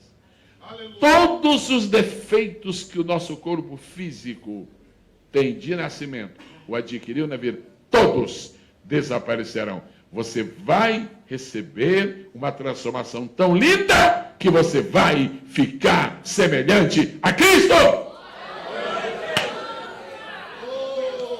Nós nunca ficaremos igual ao Senhor, porque ninguém pode ser igual a Ele, mas seremos semelhantes. Semelhantes quer dizer parecido. Quem se alegra por esta promessa? Isso é escatologia pura. Agora eu quero repartir com os irmãos um pensamento. Vou lhe dar um trabalho de dizer, viu? Estou cansado de ficar parado. É o seguinte. Quando você estiver lendo os evangelhos, seja muito cauteloso, seja muito observadora. Tenha bastante argúcia e suficiente acurácia para ver o que Jesus está fazendo. Toda vez que Jesus faz uma coisa hoje, essa coisa que ele está fazendo hoje, não termina hoje. Ele está fazendo uma coisa hoje, de olho no futuro. Não sei se o meu irmão aqui compreendeu isto que eu falei. Compreendeu? Compreendeu isso que eu falei agora? Então, repita para nós aí, por favor. Explica para eles aí. Esse último que eu falei aqui agora. Pegou no livro de slide. Então, o que acontece? Toda vez que Jesus faz alguma coisa hoje, quando ele termina de fazer, não terminou. Ele está preparando um fundamento para alguma coisa que ele vai fazer. Faça assim comigo. Você captou na câmera? Bonito isso, né? Isso é tão... Eu admiro isto, admiro tudo em Jesus, mas isso, pastor Marcelo, isso me admira especialmente em Jesus. Jesus nunca fez uma coisa que é conclusiva em si mesma. O senhor quase que está dizendo, pastor, deu uma prova, não é isso? Deu uma prova. Não, mas é bom para... Não? Ó, isso. Eu vou atender o seu pedido. Jesus, como homem, como Deus não, mas Jesus como homem passou algum tempo pensando, onde eu vou fazer o meu primeiro milagre? Um direito dele como homem? Onde vou fazer o meu primeiro milagre? Podia ser um leproso, porque os leprosos, porque a lepra é símbolo do pecado. Tanto que o primeiro milagre específico relatado no Novo Testamento, Mateus 8, é a cura de um leproso, mas não é o primeiro milagre cronologicamente. Onde eu vou fazer o meu primeiro milagre? Jesus disse, eu vou imitar meu pai. Eu vou imitar meu pai. Achei, já sei o que vou fazer. Eu vou esperar uma oportunidade para fazer um milagre relacionado com a família. Porque o primeiro milagre que meu pai fez relacionado com a humanidade foi na área da família. O primeiro milagre que ele fez na vida de Adão foi produzir Eva. Meu primeiro milagre também vai ser uma festa de casamento. Olha que sintonia entre o pai e o filho. Quem é que diz amém? Amém? É uma linda harmonia, uma linda sintonia. Então já está decidido que ele vai imitar o pai. Mas ainda não cheguei àquele ponto de ele fazer uma coisa hoje, por hora ele está pensando no passado, e agora pensando no futuro. Ele disse, meu primeiro milagre vai ser numa festa de casamento. E eu queria perguntar a ele agora, Senhor Jesus, o senhor não leva a mal eu estar conversando com o senhor uma coisa dessa? O senhor me conhece, eu sou fraco mesmo. Por que o seu primeiro milagre vai ser numa festa de casamento? Aí ele diz assim, meu filho, está escrito no livro sagrado que quando eu começo, porque ele é Deus, quando eu começo uma coisa, eu já conheci o fim. Está escrito que quando eu faço o princípio de uma coisa, eu já fiz o fim. Meu primeiro milagre vai ser numa festa de casamento, porque o meu último milagre, antes de entrar na eternidade com a minha igreja, será uma festa de casamento chamada Bodas do Cordeiro. Entendeu agora perfeitamente? Jesus está olhando para a noiva. Quando Jesus olhava para aquela noiva em Caná da Galileia, eu penso que ele está olhando para a noiva. O senhor também pensa que ele está olhando para a noiva. Ele estava olhando para nós. Esse meu primeiro milagre vai ser por causa dessa noiva, mas o meu último milagre vai ser por causa da outra noiva, outra. E você é convidado para as bodas do Cordeiro. Deus te ajude, meu irmão, Deus te ajude, minha irmã. Vai ser coisa grande, vai ser coisa maravilhosa. Aí o irmão me pergunta, mais alguma coisa, pastor Gesiel? Sim, tem mais alguma coisa. Quando ele faz uma coisa hoje, ele está pensando aqui no dia de amanhã. E ele decide, sabe, o meu primeiro milagre vai ser um milagre, não vai ser milagre de cura. O meu primeiro milagre não vai ser milagre de multiplicação. Sabe, o meu primeiro milagre vai ser de transformação. Sabe por quê? Porque o último milagre que eu vou fazer com a minha igreja, Paulo disse, e nós seremos. E nós seremos.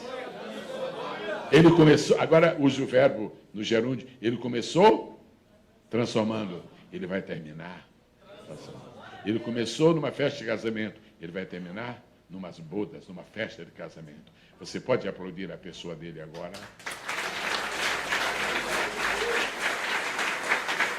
Então, na verdade, onde é que estão os fundamentos de escatologia? Os fundamentos estão no fim? Não, os fundamentos de escatologia estão no começo. Quando ele começa, ele já viu o fim. É por isso que nós amamos a Bíblia Sagrada.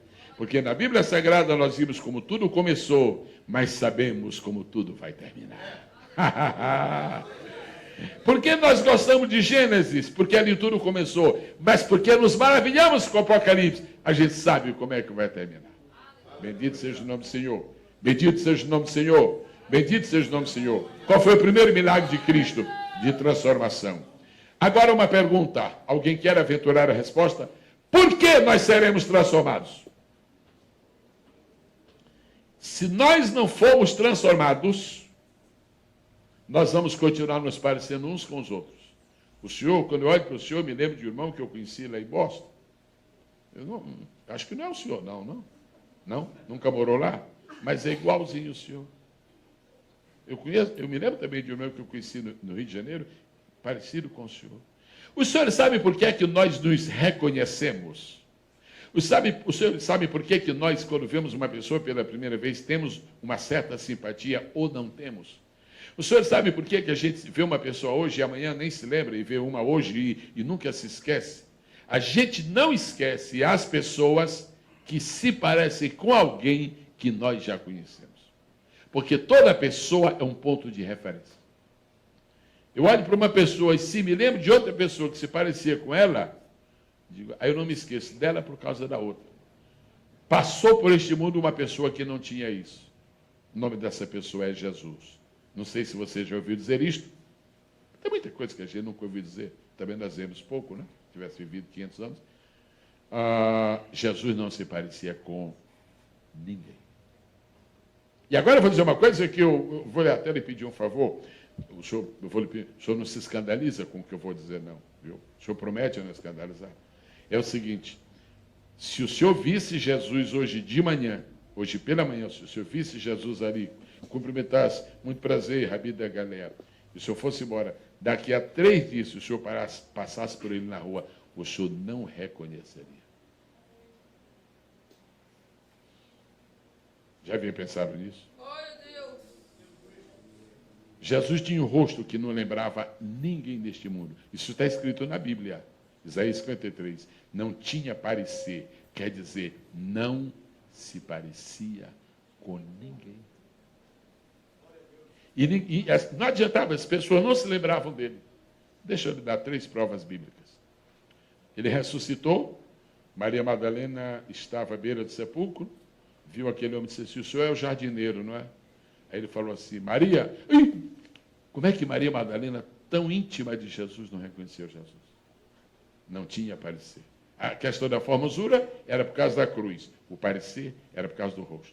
Tinha outro exemplo. Quando foram prender Jesus, Judas, na frente daqueles vagabundos lá querendo prender Jesus, e disseram assim, fala para nós quem é ele, que é para a gente poder prender. Aí Jesus disse assim, eu estou todos os dias no templo e vocês não me conhecem. Não é interessante isso? Mais um caso da Bíblia. Jesus ia no caminho de... conversando com ele, papapá.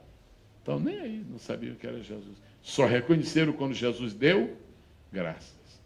Ele não se parecia com ninguém. Aquele irmão está querendo me fazer uma pergunta. Não é? Eu sei qual é a sua pergunta. Mas por que, pastor, que ele não se parecia com ninguém? É para nós, quando fomos transformados, podermos nos parecer com ele. Se ele se parecesse com alguém, era aquele alguém que ia levar fama. Ele não se parece com ninguém, que é para nós podermos nos parecer com ele. 1 João 3, nós seremos semelhantes a ele. Quando Satanás dá uma olhada neste versículo, ele fica apavorado. Ele odeia você, ele quer derribar você, ele quer fazer você cair, porque ele sabe o que é que espera você. Você e eu seremos parecidos com o Rei da Glória, com Jesus de Nazaré, com o nosso maravilhoso. Irmãos, isso é para dar glória a Deus quente mesmo. Nós nos pareceremos com ele. Quantos o aplaudem por sua misericórdia?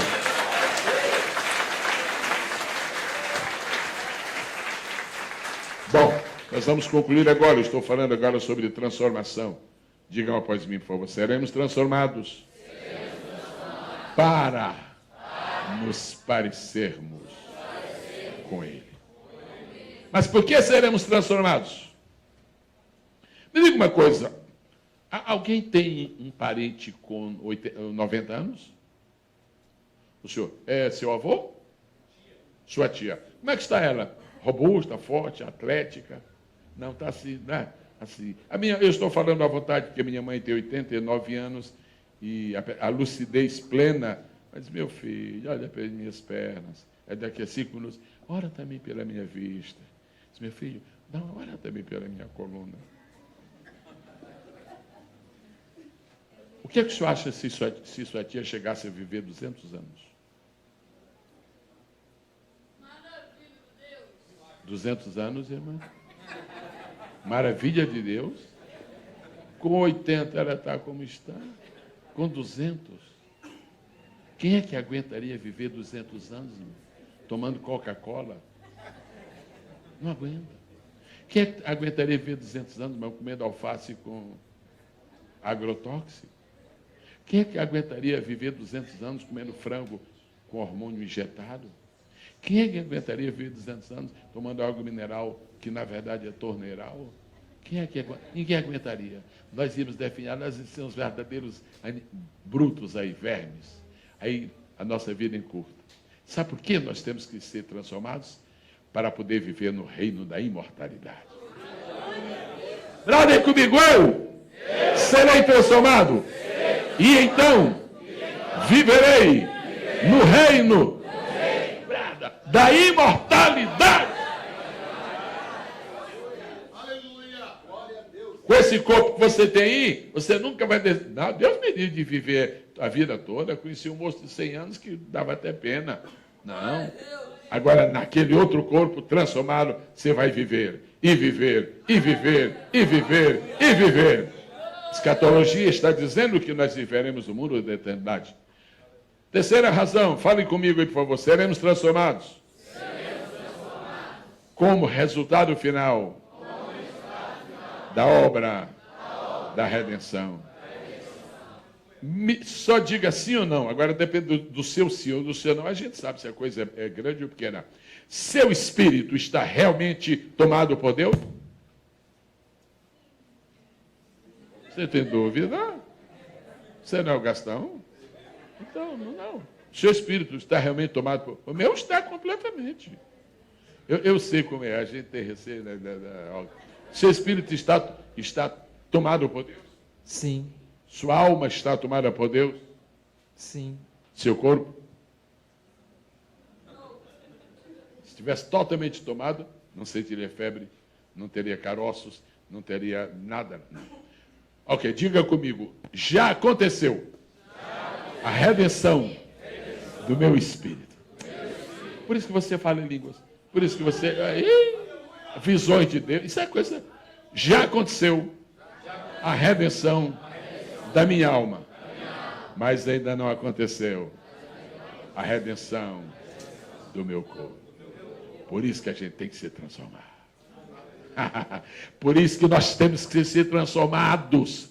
Transformados. Quando nós formos transformados, Deus vai dizer assim: está consumada. É a segunda e última vez que vai se falar no mundo. Está consumado. A primeira vez foi quando ele conseguiu a redenção da nossa alma. Está consumado.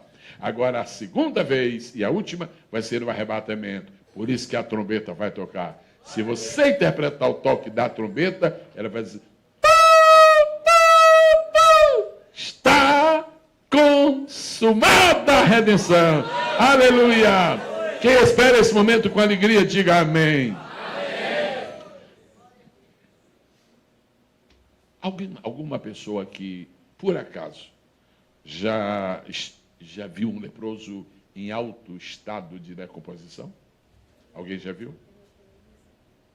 Ninguém? Não tem nenhum leprosário no estado do Espírito Santo? Okay. Já ouviram falar de como fica um leproso? O senhor já ouviu falar que um leproso pode perder o nariz? Pode perder a orelha? Pode perder os pés? E vai perdendo.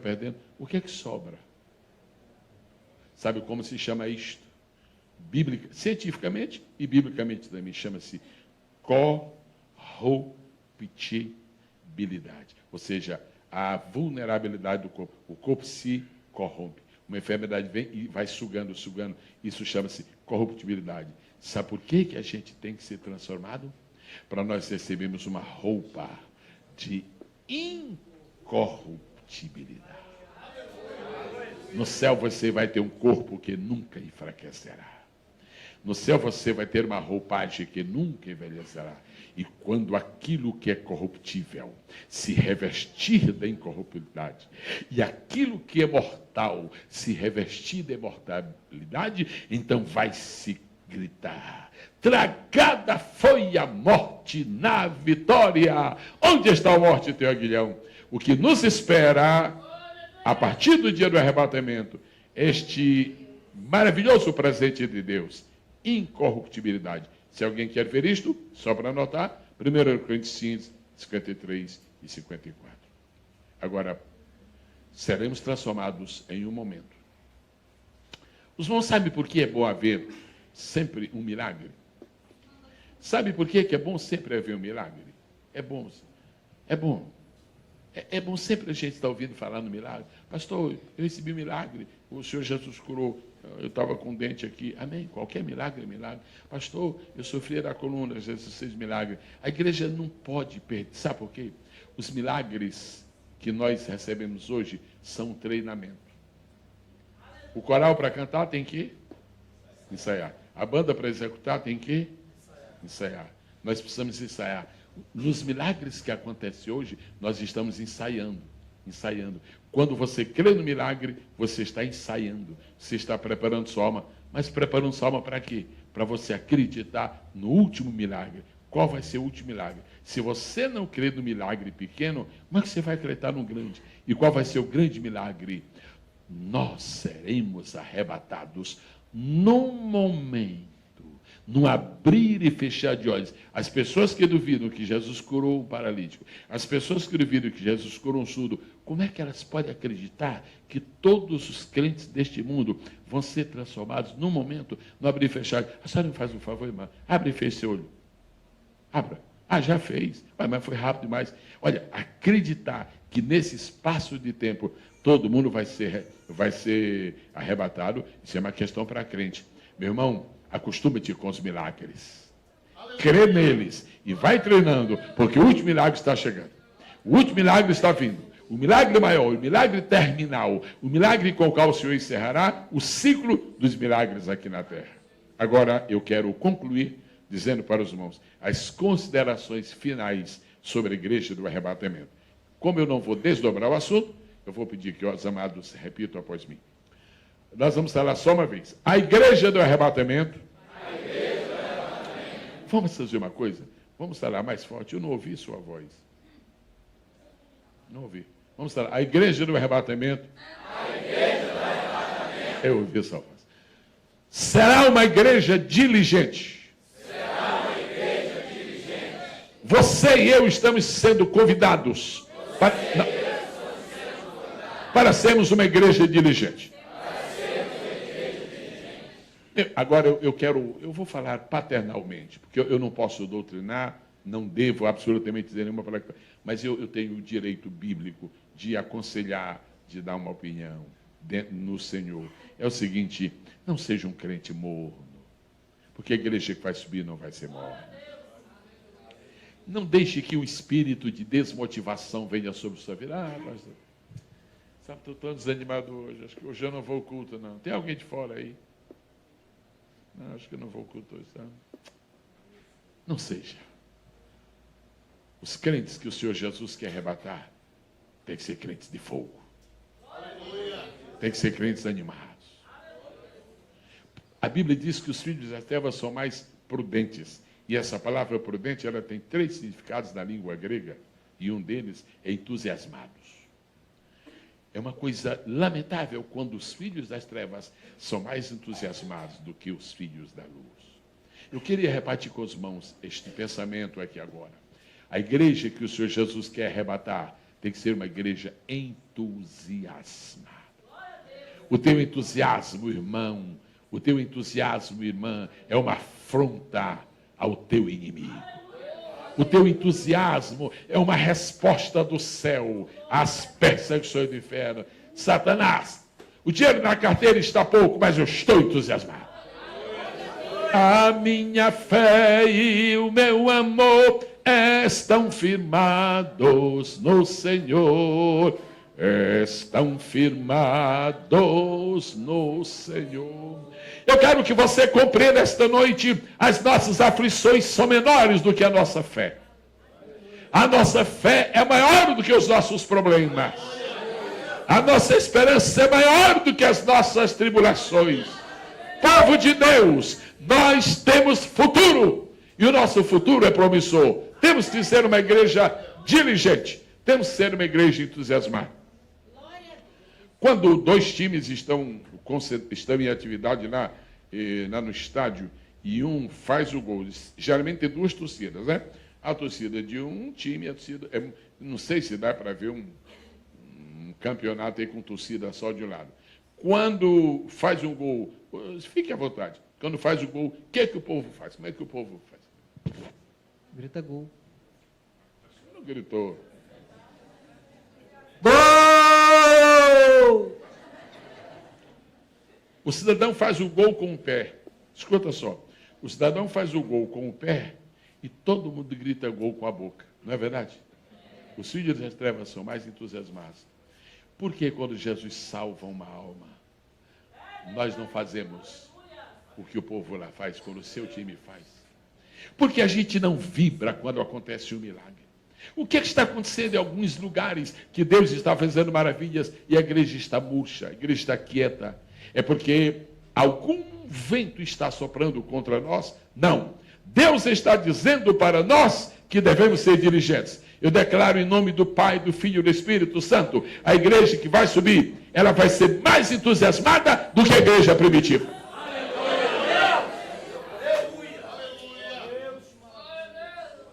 O que é que nós vamos fazer lá no céu? Respondam só sim ou não. Não diga amém, porque eu me desoriento. O que nós vamos fazer no céu? Muito bem. Comprar e vender? Não. Casar? Não. Trabalhar no pesado? Não. Cantar? Sim. Louvar? Sim. Adorar? Sim. Glorificar a Deus? Sim. Então é melhor a gente já ir treinando por aqui. Como é que certas pessoas... Eu fico pensando que certas pessoas no céu vão se sentir. Que isso? Rapaz, o pessoal da glória é muito alto. No céu não tem lugar para isso. Quando eu estou numa reunião como esta, em que eu vejo o povo glorificar a Deus, sabe a impressão que eu tenho? É que esse povo está se preparando para morar no céu. Os pecadores matam porque estão se preparando para morar no inferno. Os pecadores xingam porque estão se preparando para morar no inferno. Os pecadores mentem porque estão se preparando para morar no inferno. A igreja glorifica porque está se preparando para morar no céu. A igreja tem entusiasmo porque está se preparando para morar no céu. Comece a treinar e fazer tudo que você vai morar no céu, porque o dia está chegando. Não espere para ensaiar no céu, ensaia aqui agora, ensaia na terra. Aleluia, aleluia, aleluia, aleluia, aleluia. Eu não quero dizer para você quantos anos que eu tenho, porque você não me perguntou. Também não vou ficar fazendo propaganda. Eu vou dizer uma coisa, eu estou com uma vontade tremenda de glorificar a Deus. Porque é isso que eu vou fazer no céu.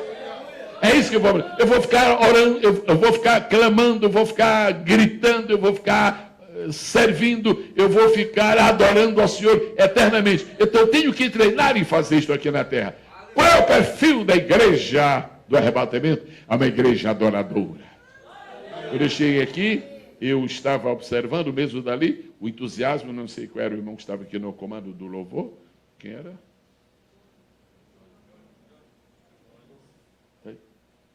Alô? Onde é que ele está? Onde? Deus te abençoe, meu filho. Vem cá.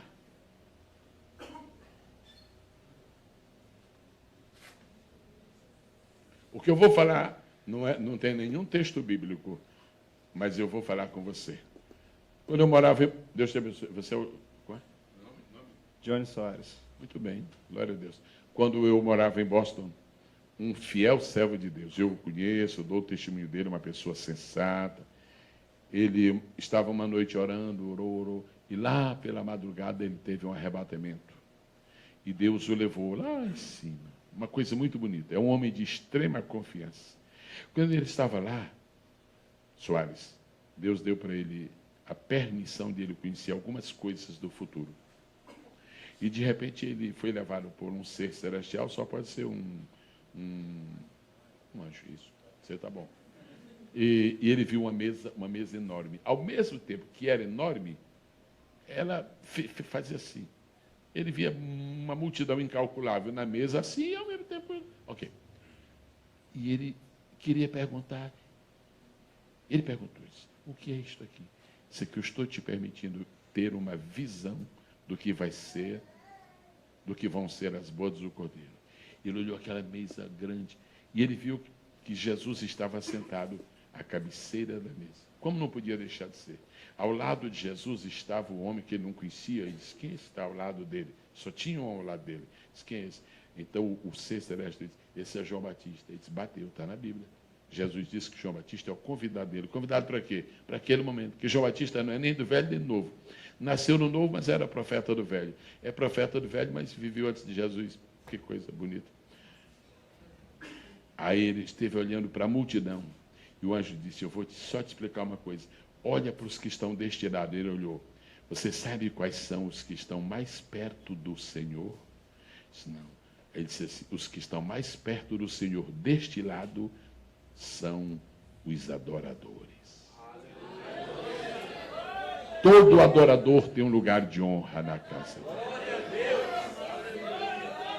A razão porque a criança derrama o leite e quebra a xícara na hora de vir para o culto é para você ficar triste e chega aqui e não adorar. A razão porque na hora de vir para o culto você já está 5 minutos atrasado, quando vai ver o pneu está furado, é para você vir murmurando, chega aqui e não adorar. Vença tudo e adore. Sabe por quê? Porque você vai ter um lugar de honra lá em cima. Aí ele ficou curioso e esperou. E agora, os que estão do outro lado da mesa, mais perto do Senhor, são aqueles que mais almas ganharam para o Senhor. Deus seja contigo. Nunca percas o espírito de adorador.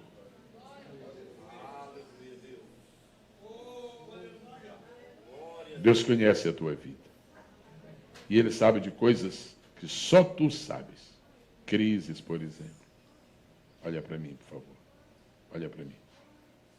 Olha para mim. Isso. No dia 27 de março deste ano, tu tiveste um crise forte, pesado. E no dia das crises é uma coisa séria. Vem uns pensamentos esquisitos. Tá? Deus te deu vitória. Eu ministro sobre ti nesta noite o espírito de um adorador e vitorioso. A única pessoa que sabia que tu precisava desta palavra não saiu deste lugar. É o Senhor Jesus. Recebe uma força nova. E dá tudo o que tu puderes na adoração. Porque a igreja do arrebatamento tem um perfil. É uma igreja de adoradores. Algum parente do Johnny aqui? O senhor é o quê? Primo. Deus está dando uma renovação interior para ele. É coisa que só Deus sabe. Aleluia. Uma última palavra que eu estou recebendo de Deus, mas eu preciso que tu olhes para mim, por favor. Olha para mim. Já houve dias, noites, que tu chegaste aqui. Na opinião das pessoas que estavam aqui, era a mesma coisa. Mas tu sabes como é que tu estavas louvando. Alma angustiada, entristecida. O Senhor está dizendo hoje que o perfil da igreja que vai subir é este. Teu espírito de adoração está acima dos vales e das montanhas. Oh, aleluia. Oh, aleluia. Quando o teu pastor ministrar sobre ti esta noite, um orvalho do céu dominará a tua vida. O rabacassuri andaralexei daranabá, o rashi, e rabacaxei daranamagás, o rabagaxi andaralamagasiri andaralabahás. A senhora que está aí, por favor, sua roupa parece que é lilás. É lilás? Fique de pé, por favor, amada irmã. Não precisa sair do seu lugar. Eu só lhe peço a gentileza, põe a mão no seu estômago agora, porque estas coisas que têm aparecido aí, começou com uma azia e agora está meio complicado, né? Está consciente disso, não está? Está. Senhor Jesus, Senhor Jesus, faz um milagre na vida da tua serva. Agora! Receba seu milagre, sua bênção. O perfil da igreja que vai subir. Na igreja tem milagres por causa do milagre maior. Uma igreja que adora, uma igreja diligente, uma igreja motivada, uma igreja de poder, uma igreja de fé, uma igreja de ação, uma igreja de ação. Vamos estar de pé no nome precioso de Jesus. A igreja, o perfil da igreja que vai ser arrebatada é uma igreja santa. Diga, uma igreja santa. Uma igreja preparada. Uma igreja comprometida com a palavra. Uma igreja cheia de poder. Você é daqui desta igreja, meu jovem? Sim, você que leva a tua mão. Não? Posso saber qual é a sua igreja? Ok. Vem aqui, por favor.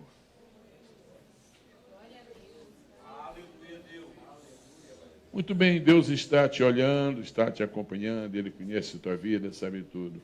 Quanto àquele propósito que está no teu coração muito forte, a palavra de Deus é a seguinte: espera mais um pouquinho, tá bom? Espera mais um pouco, porque o tempo de Deus é o segredo do nosso sucesso. Espera mais um pouquinho, não te precipites, não faça nada sem ter a confirmação. E na hora que chegar o momento certo de você tomar a sua decisão, Deus vai te dar um sinal. E quando Deus dá o sinal, a porta se abre, a gente entra por ela, amém? O Senhor seja contigo grandemente. Vai nesta tua força. Bênção de Deus para a tua vida. Tem uma irmã que está olhando, ela olhou para mim agora. Eu estou conseguindo vê-la. Parece que todo mundo combinou para. Seu cabelo está assim. Aqui. Isto, já viu isso? Levante sua mão, por favor. É desta igreja aqui. Vem cá, por favor. O perfil da igreja que vai ser arrebatada. O perfil da igreja que vai ser arrebatada.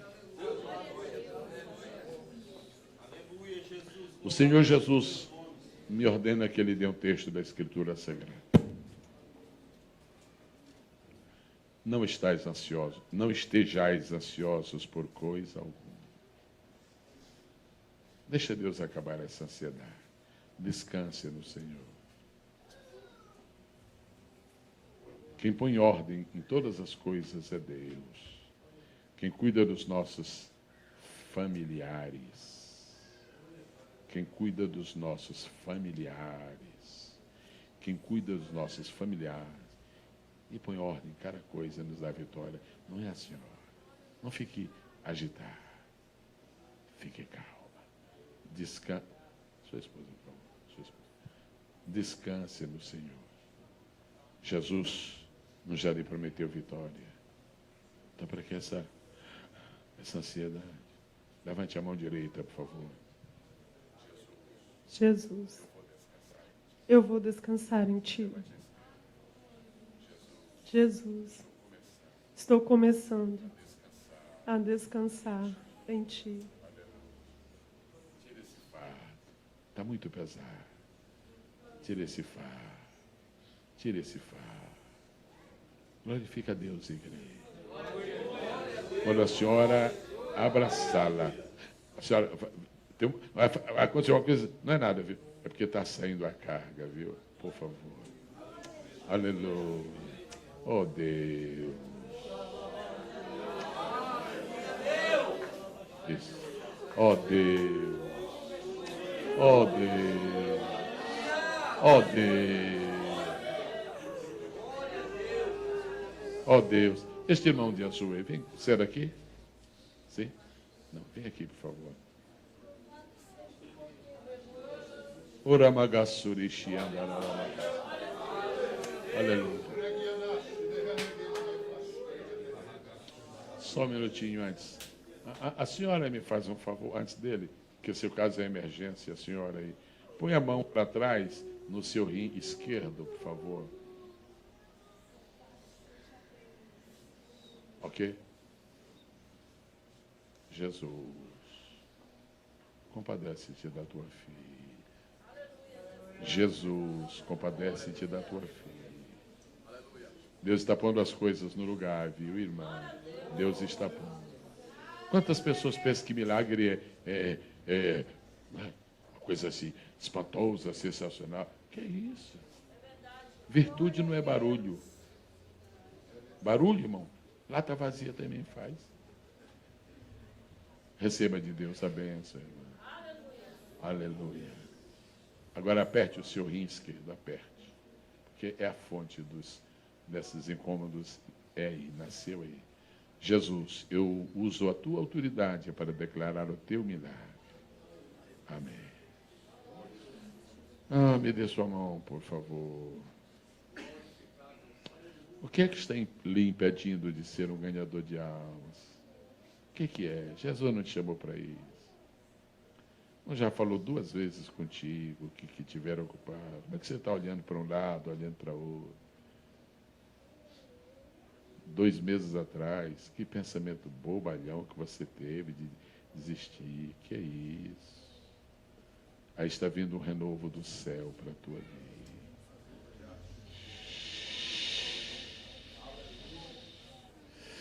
Ih, Ramá, pastor Marcelo, olha como Deus está entrando aqui em cena. Ministra sobre ele aqui, pastor Marcelo. Está uma coisa tremenda aí. Está tremendo aí, está forte, está grande.